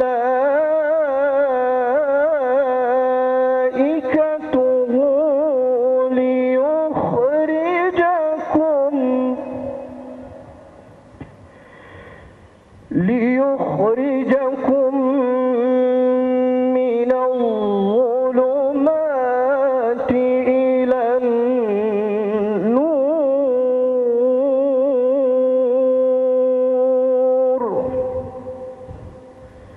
وكان بالمؤمنين رحيما. وكان بالمؤمنين رحيما. تحيتهم يوم يلقونه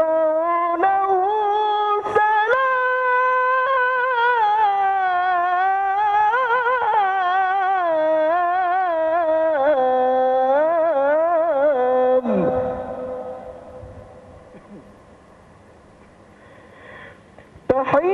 تحيتهم يوم يلقونه سلام.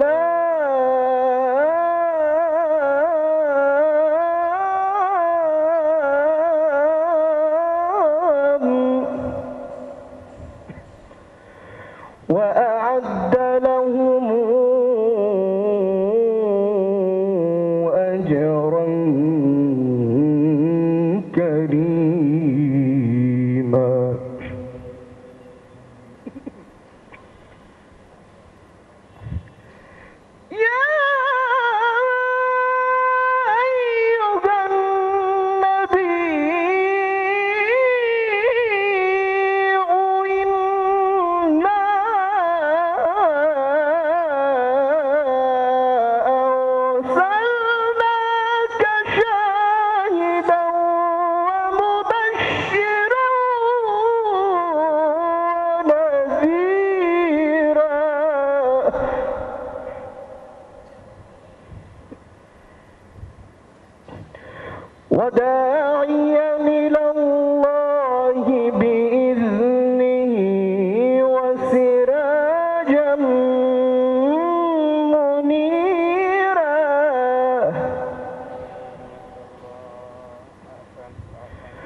وداعيا إلى الله بإذنه وسراجا منيرا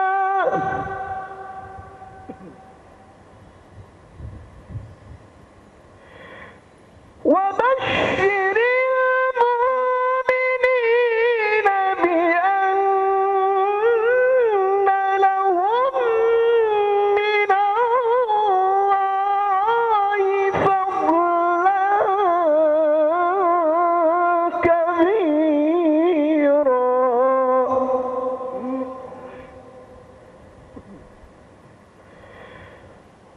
وبشر المؤمنين بأن لهم من الله فضلا كبيرا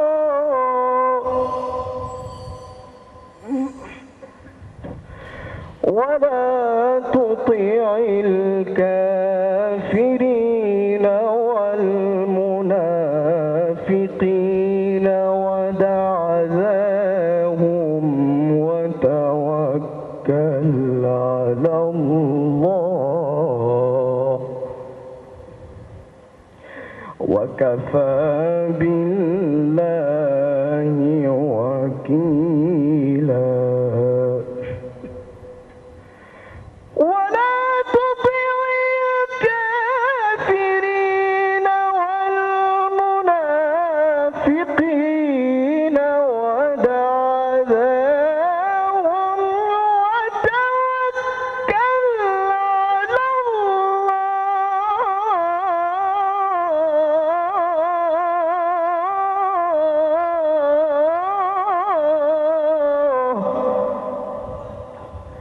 وكفى بالله وكيلا صدق الله العظيم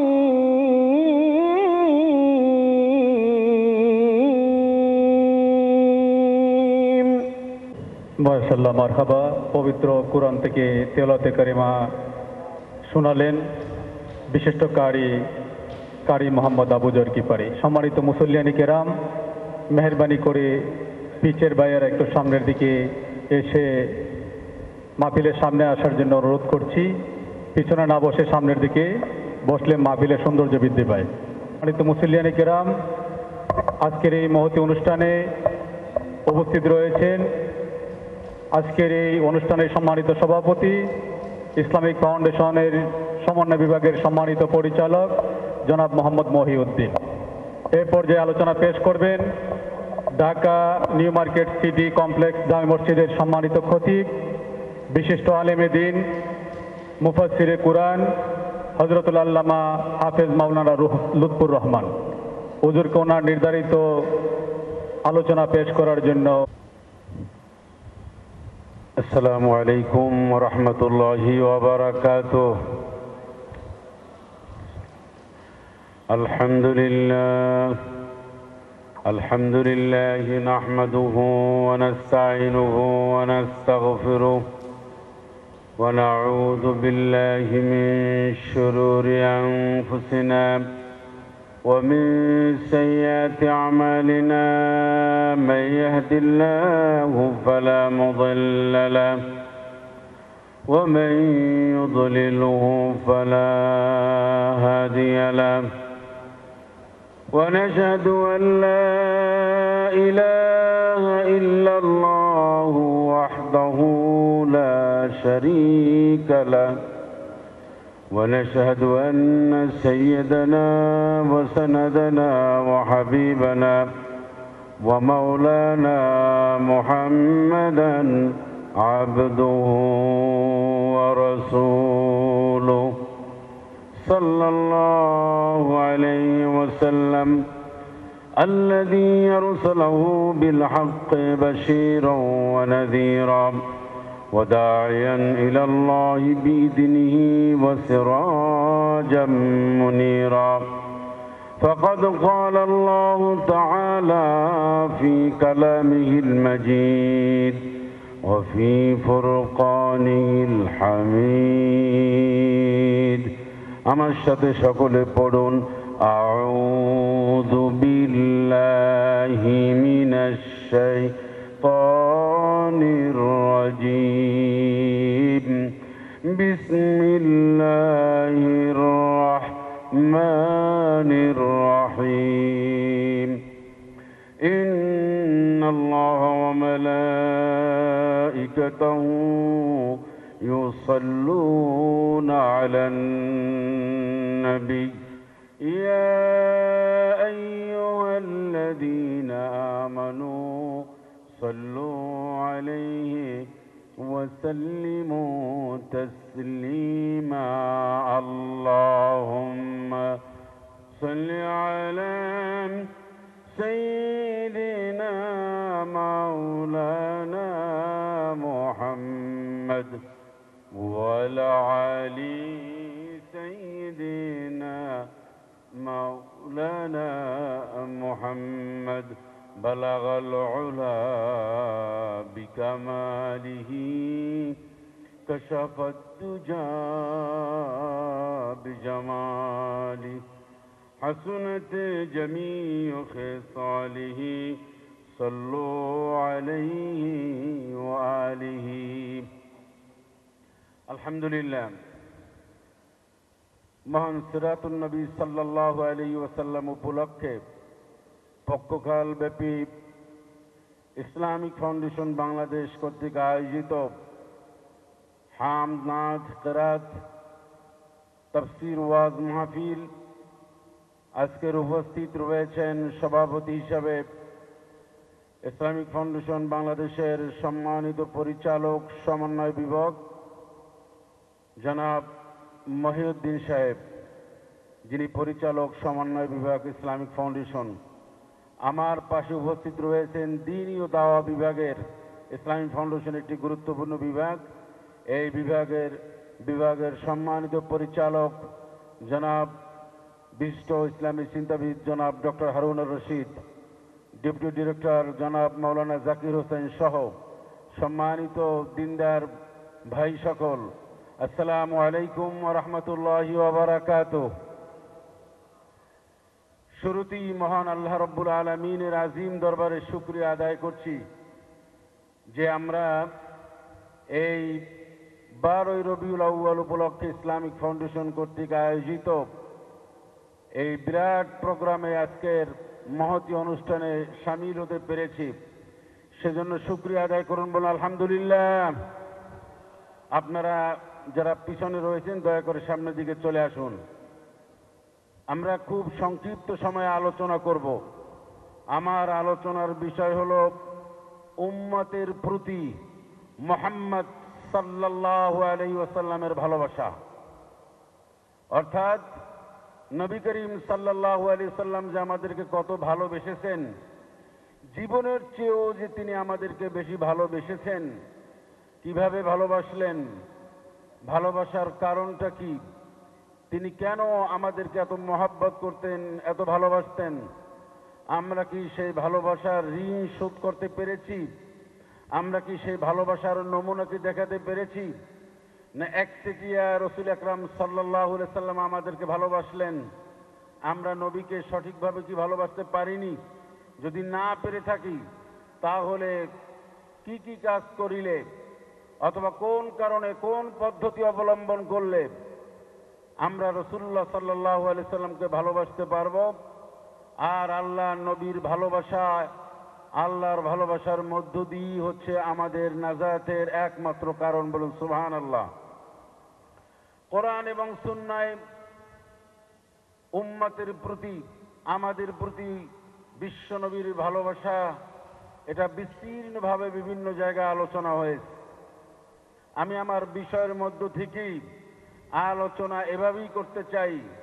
এই আলোচনা শুনে আজকেরই সিদ্ধান্ত নেব যে আমি সত্যিকার অর্থে নবী আমাকে যেভাবে ভালোবাসছেন, নবী আমার প্রতি যে দরদ, নবীর যে আমার প্রতি ভালোবাসা, মায়া, মমতা, আমার কতটুকুন, কোথায় আমার গ্যাপ, কোথায় আমি নবীকে ভালোবাসতে পারলাম না, এটা কারণ চিহ্নিত করে আজকের থেকে সিদ্ধান্ত নিব রাসূলুল্লাহ সাল্লাল্লাহু আলাইহি সাল্লামের ভালোবাসা অর্জনের বিরাট যে মাধ্যম, কি কি মাধ্যম, এই মাধ্যমকে অবলম্বন করে বাকি জীবন পার করে বিশ্বনবী মুহাম্মদুর রাসূল সাল্লাল্লাহু আলাইহি ওয়াসাল্লামের কিয়ামতের ময়দানে যাতে করে আমরা নবীর সুপারিশ পাই, নবীর কাছে অবস্থান করতে পারি, তার সুপারিশের মাধ্যমে আমরা যেন জান্নাতে যেতে পারি। আল্লাহ আমাদের তৌফিক এনায়েত করুন, আল্লাহুম্মা আমিন। এর সাথে ইসলামিক ফাউন্ডেশনকে ধন্যবাদ জানাই। গত বছর এই 12ই রবিউল আউয়াল উপলক্ষে এবং এবছরে তারা যেভাবে এই অনুষ্ঠানের ডিজাইন এঁকেছেন, যে সমস্ত ওলামায়ে কেরাম দাওয়াত দিয়েছেন, আমন্ত্রণ জানিয়েছেন, আমরা এই আমন্ত্রণ বা এই কাগজে আমরা যা দেখতে পাই, এটা আমাদের কাছে সত্যিই খুশি লাগে। আমরা তাদেরকে আন্তরিক মোবারকবাদ জানাই। বিগত প্রায় 17 বছর যোগ্যতা সম্পন্ন আলেম, ম্যাক্সিমাম যোগ্যতা সম্পন্ন আলেম এই 12ই রবিউল আউয়াল উপলক্ষে তারা কথা বলতে পারেনি, যা ইসলামিক ফাউন্ডেশন গত বছর এবং এই বছরে তারা এটা করতে সক্ষম হয়েছে। সেজন্য তাদেরকে ধন্যবাদ জানাই। আল্লাহ তাদের এই প্রচেষ্টাকে কবুল করুন বলে আল্লাহুম্মা আমিন। আমি শুরু করতে চাই সূরা তাওবার শেষের দুটি আয়াত দিয়ে।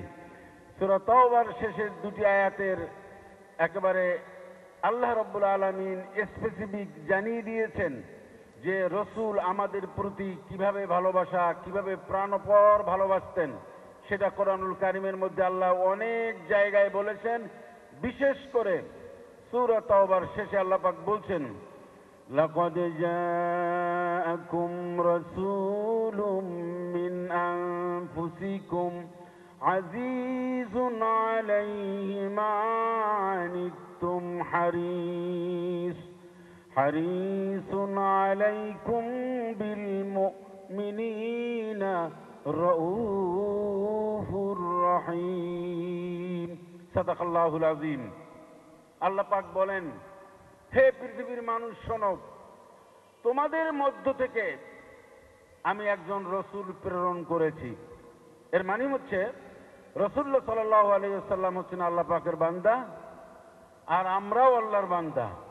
পার্থক্য হচ্ছে রাসূল সাল্লাল্লাহু আলাইহি ওয়াসাল্লাম জীবনে কখনো মিথ্যা বলেননি, কাউকে ঠকাননি, কোনো একটা গুনাহ তাকে স্পর্শ করেনি।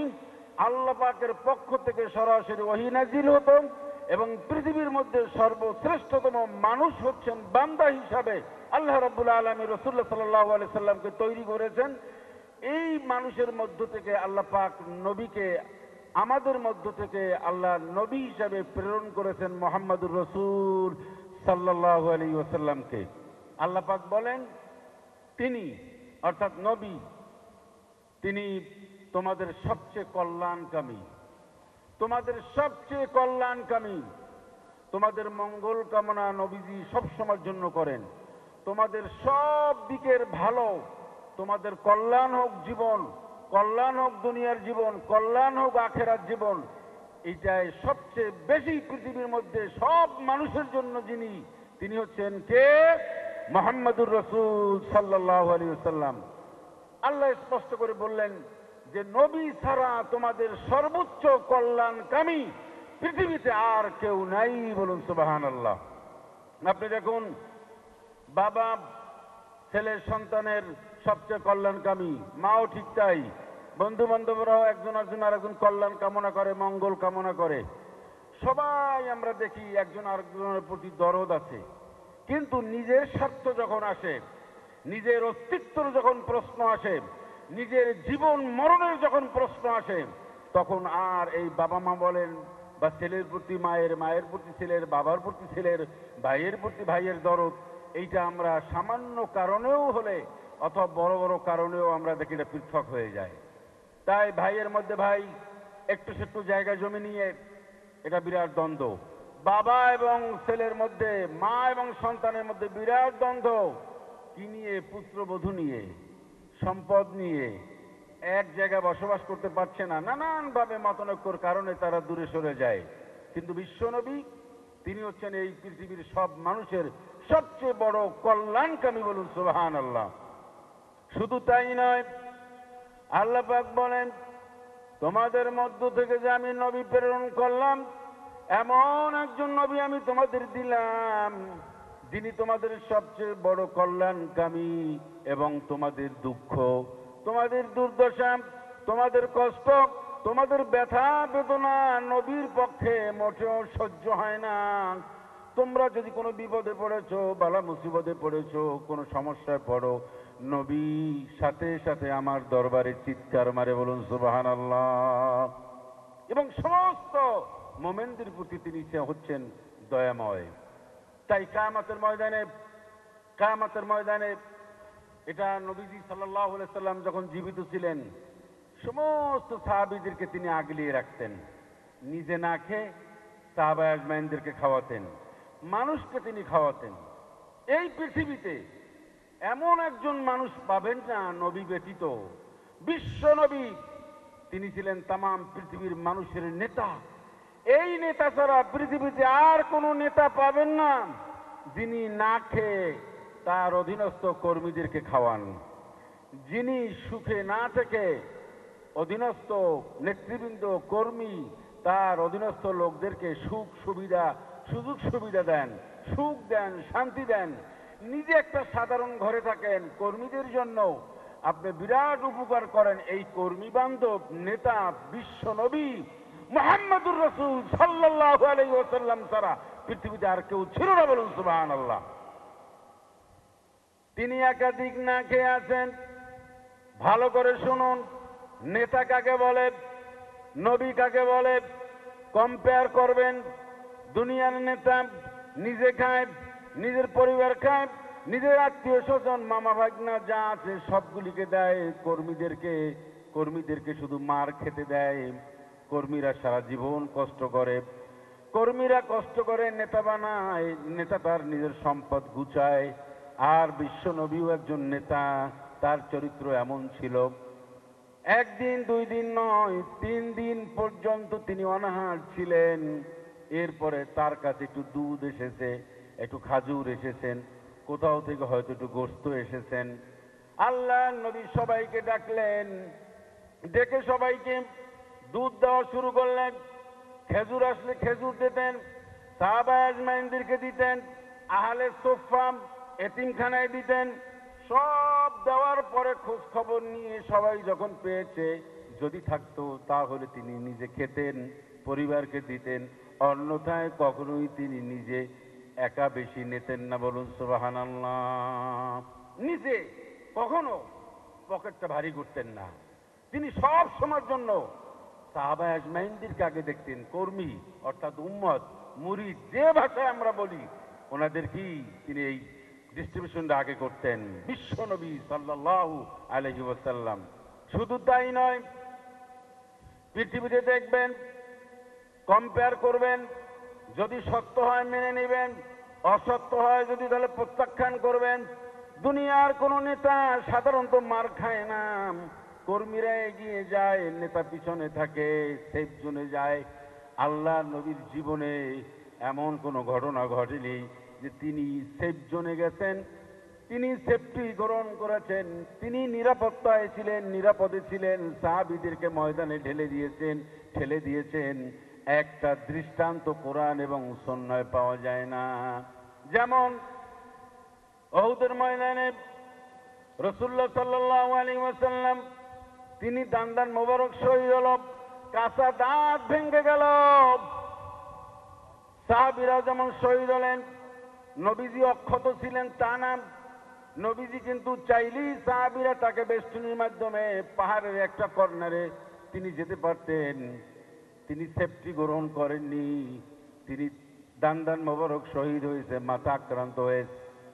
এরপরে সাহাবা আজমাইনগণ শহীদ হয়েছেন। এরকম প্রত্যেকটা যুদ্ধে, প্রত্যেকটা জায়গায় নিজের সামনে থেকে ভূমিকা পালন করেছেন, বলুন সুবহানাল্লাহ। উম্মতকে ঠেলে দিয়েছেন আর নিজে ভালোভাবে থেকেছেন। এই দৃষ্টান্ত নবীর জীবনে একটিবার ঘটে নাই।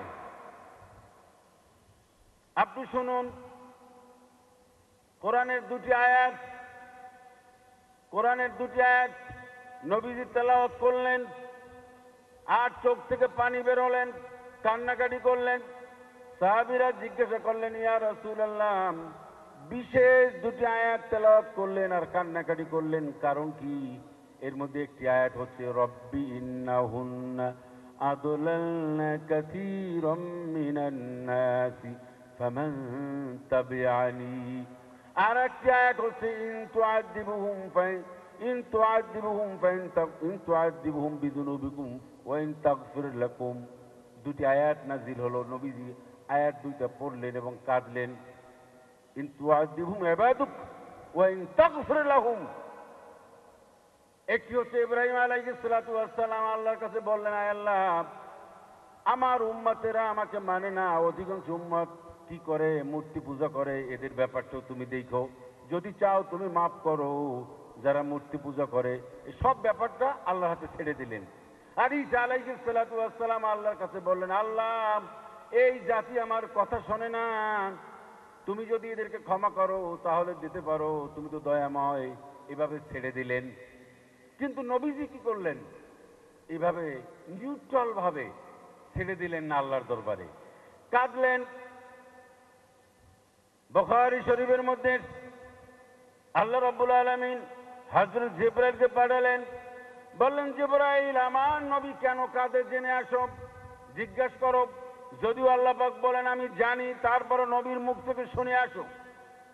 হযরত জিবরাইল আলাইহিস সালাতু ওয়াস সালাম এসে বললেন, ইয়া রাসূলুল্লাহ, মুখটা মলিন, কাঁদেন কেন, কি কারণে?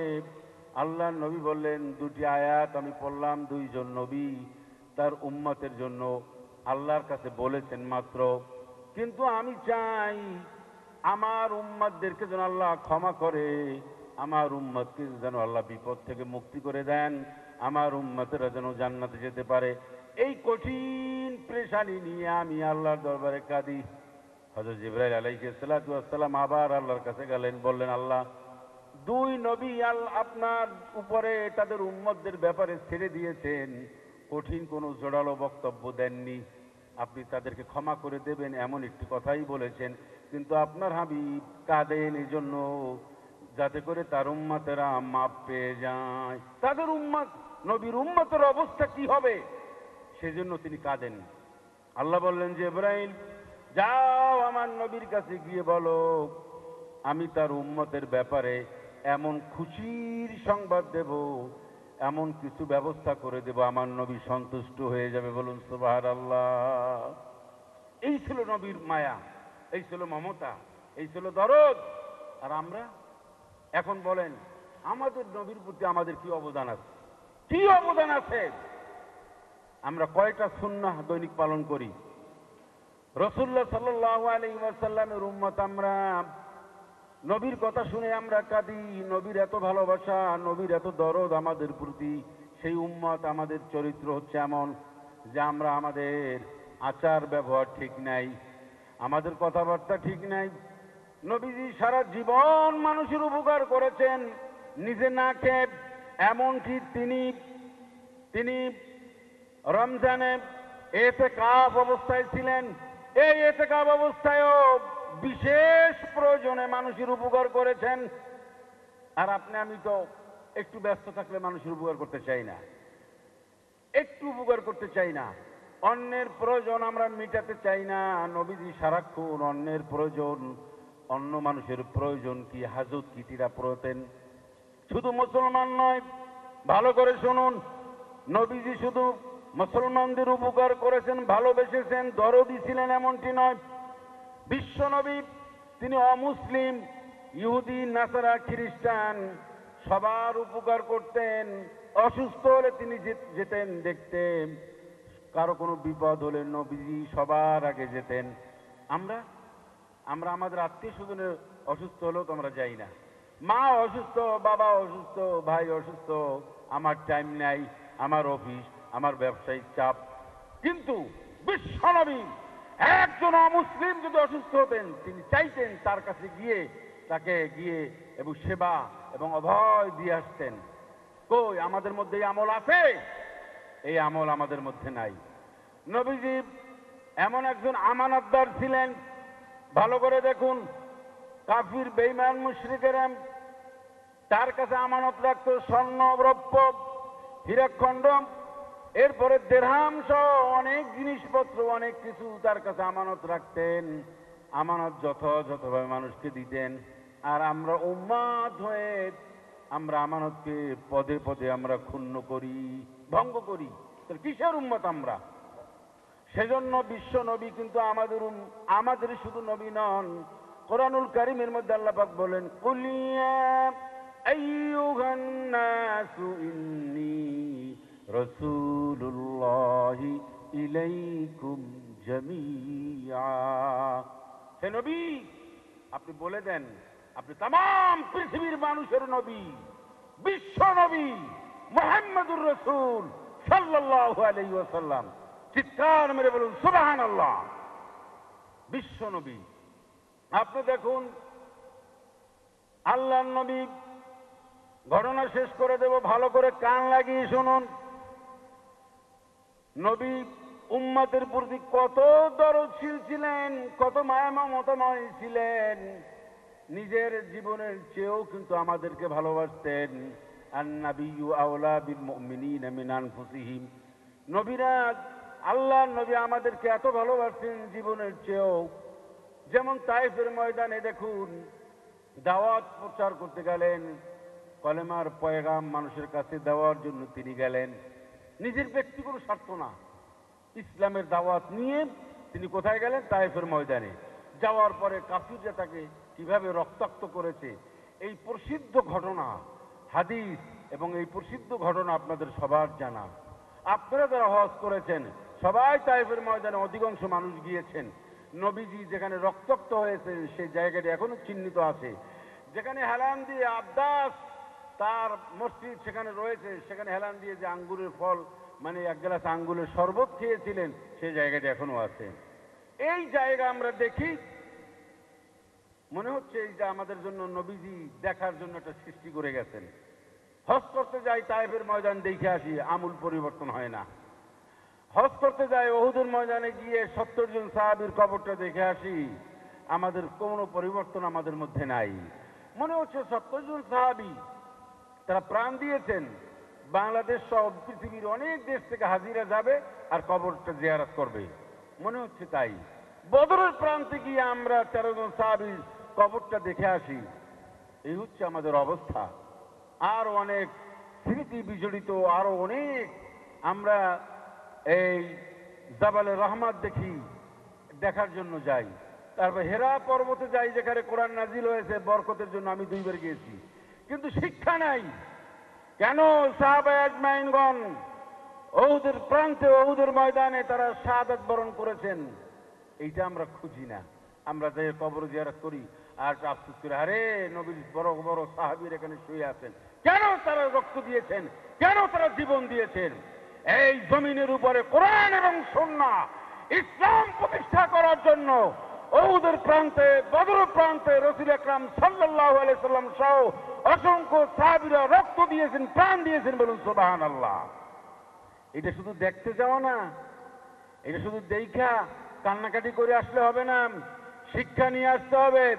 তায়েফের ময়দানে আল্লাহ নবী যে রক্ত দিয়েছেন, এই রক্ত দেওয়ার উদ্দেশ্যই হচ্ছে কালেমা লা ইলাহা ইল্লাল্লাহু মুহাম্মাদুর রাসূলুল্লাহ, এইটা জমিনে প্রতিষ্ঠার জন্য, ঘরে ঘরে এই দাওয়াত পৌঁছে দেওয়ার জন্য বিশ্ব নবী মুহাম্মাদুর রাসূলুল্লাহ সাল্লাল্লাহু আলাইহি ওয়াসাল্লাম মক্কাতুল মুকাররম থেকে তায়েফের ময়দানে তিনি এখানে গিয়ে দাওয়াত দিতে গিয়ে কাফিরদের আঘাতে রক্তাক্ত হলেন, বলুন সুবহানাল্লাহ।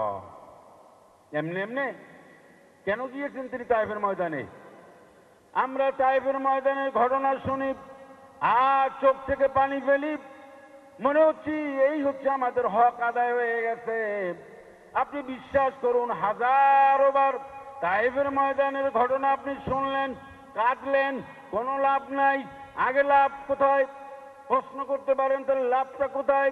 মূল লাভ হচ্ছে তায়েফের ময়দানে আল্লাহর নবী যে কারণে তিনি রক্তাক্ত হলেন, মার খেলেন, বেহুশ হয়ে গেলেন। আখ্যা বিশ্ব নবীকে কাফেররা মারল, নবীজি বেহুশ হয়ে পড়ে গেলেন।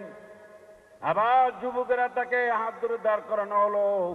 বেহুশ অবস্থায় নবীজির মাথাটা সামনের দিকে ঝুঁকানো ছিল। নবীজিকে আবার পাথর মেরে রক্তাক্ত করলো। সমস্ত মানুষ নিশ্চিত হলো, এত রক্তাক্ত হওয়ার পর একজন মানুষ বেঁচে থাকতে পারে না, মৃত্যু প্রায় ভেবে কাফিররা চলে গেল। কিছুক্ষণ পরে আল্লাহ নবী বিশেষ আল্লাহর রহমতে আবার হুঁশ হলেন। হযরত যায়েদের কাছে পানি চাইলেন, উযু করলেন, অনেক কষ্ট করলেন, আর মুখ গর্ত হয়ে গেছে, পা গুলি ফেটে গেছে। নবীজি নামাজ পড়বেন, এমন সময় কাফেররা আবার কাছে চলে আসলো। বলল, মুহাম্মদ সাল্লাল্লাহু আলাইহি সাল্লাম যখন মারাই যায় নাই, তখন দেখি কি করে। নবীজি নামাজ পড়লেন, তিনি সালাত আদায় করলেন। সালাত আদায় করার শেষে হযরত জিবরাইল আলাইহিস সালাতু ওয়াস সালাম এসে হাজির হলেন।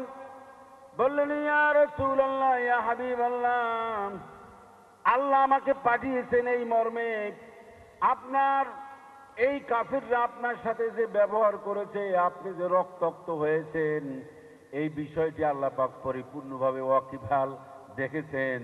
আপনার অবস্থা সব আল্লাহ দেখছেন, আল্লাহ পাক সব দেখছেন। আর আল্লাহ পাক বললেন, ইয়া আইয়ুহান নাবিয়্যু হাসবুকাল্লাহ ওয়া মান ইত্তাবাকাল মুমিনিন। হে নবী, আপনি কোনো চিন্তা করবেন না, আল্লাহ আপনার জন্য যথেষ্ট। বলুন সুবহানাল্লাহ। এই কথা জিবরাইল বলে চলে গেলেন।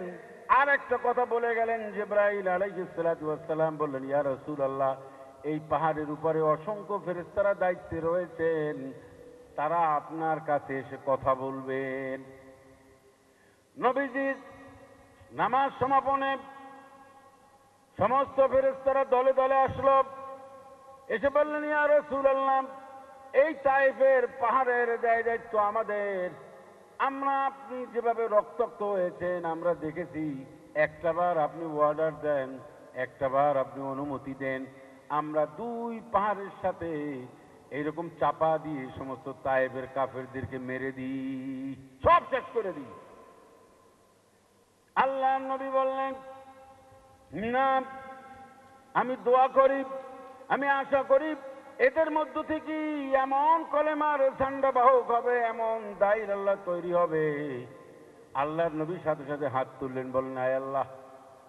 হাত তুললেন নবী, কাফেররা আরো এগিয়ে আসলো, কান পেতে শুনলো মুহাম্মদ সাল্লাল্লাহু আলাইহি সাল্লাম তার আল্লাহর কাছে কি বলে একটু শুনি। আল্লাহ নবী বলেন, আয় আল্লাহ তাআলা, তায়েফের ময়দানে আমি এসেছি কলেমার দাওয়াত দিতে। আমি যে বিশ্ব নবী, তা তায়েফবাসী বোঝে নাই। আমি যে বিশ্ব নবী, আমার যে দায়িত্বই হচ্ছে কলেমা প্রচার করা, এই তায়েফের লোকেরা জানে না, বোঝে না, ভুলে না বুঝে আমাকে রক্তাক্ত করেছে, আমাকে মেরেছে। আল্লাহ রব্বুল আলামিন, তুমি তাদের উপরে গজব দিয়ে শেষ করে দিও না, বরং তাদেরকে ইসলামের পক্ষে এনে দাও। সুবহানাল্লাহ। কি বোঝা গেল? আর আপনি আমি একটু কোনো রকম আঘাত পেলে তাহলে আমরা কি করি? অনেক কথা বলি, সবার জানা, শেষ করে দেব, পদত্যাগ করব, হরতাল করব, এই করব, সেই করব, নানান ধরনের সমস্যা আমরা সৃষ্টি করি। এ কথা বলার উদ্দেশ্য হচ্ছে আমরা ইসলামের জন্য, ইসলাম প্রচার করার জন্য একটু ক্ষতি হইলি আমরা মন খারাপ করি, ভেঙে পড়ি, ঘাবড়িয়ে যাই, হতাশ হই। না, হতাশ হওয়া যাবে না। কোরআন সুন্নাহ কালেমা প্রচার করতে গিয়ে যে কোনো ধরনের বিপদ বালা মুসিবত, জুলুম, নির্যাতন, নিপীড়ন এবং যে কোনো ধরনের ক্ষতির সম্মুখীন আমরা হই না কেন, ইমানের বলে বলিয়ান হয়ে কলেমার তাওহীদের পতাকা মাকসাদে মন্দিরে আমাদের সকলকে নিয়ে যেতে হবে, ঠিক কিনা বলুন? সেজন্য ইমানকে পাকাপোক্ত করতে হবে, ইমান মজবুত করতে হবে। রাসূলুল্লাহ সাল্লাল্লাহু আলাইহি ওয়াসাল্লাম যে মিশন নিয়ে পৃথিবীতে এসেছেন এবং আমাদেরকে যা দিয়েছেন সেটা আমাদের গ্রহণ করতে হবে। সেটা কি? কোরআনুল কারীমের মধ্যে আল্লাহ পাক বলেন, ওয়ামা আতাকুমুর রাসূলু ফাখুযুহু ওয়ামা নাহাকুম আনহু ফান্তাহু ওয়াত্তাকুল্লাহ ইন্নাল্লাহা শাদীদুল ইকাব। তোমাদের নবী তোমাদেরকে যা কিছু দেন করার জন্য, যা তোমাদেরকে আদেশ করেছেন তা তোমরা গ্রহণ করো, সেগুলি মানো। নবী যা নিষেধ করেছেন তোমাদেরকে তা তোমরা বর্জন করো, তা তোমরা বর্জন করো। এখন নবীজি নিষেধ করেছেন মাপে কম দেওয়া যাবে না, খাদ্যের মধ্যে ভেজাল দেওয়া যাবে না। রাসূলুল্লাহ নিষেধ করেছেন খারাপ মানুষের সাথে চলা যাবে না। রাসূলুল্লাহ নিষেধ করেছেন মানুষের সাথে দুর্ব্যবহার করা যাবে না, মানুষের উপরে জুলুম নির্যাতন নিপীড়ন, মানুষের উপরে কোনো ধরনের কোনো স্টিম রোলার চালানো যাবে না। সব নবীজি বলেছেন। আমরা শুনি কয়জনে বলেন?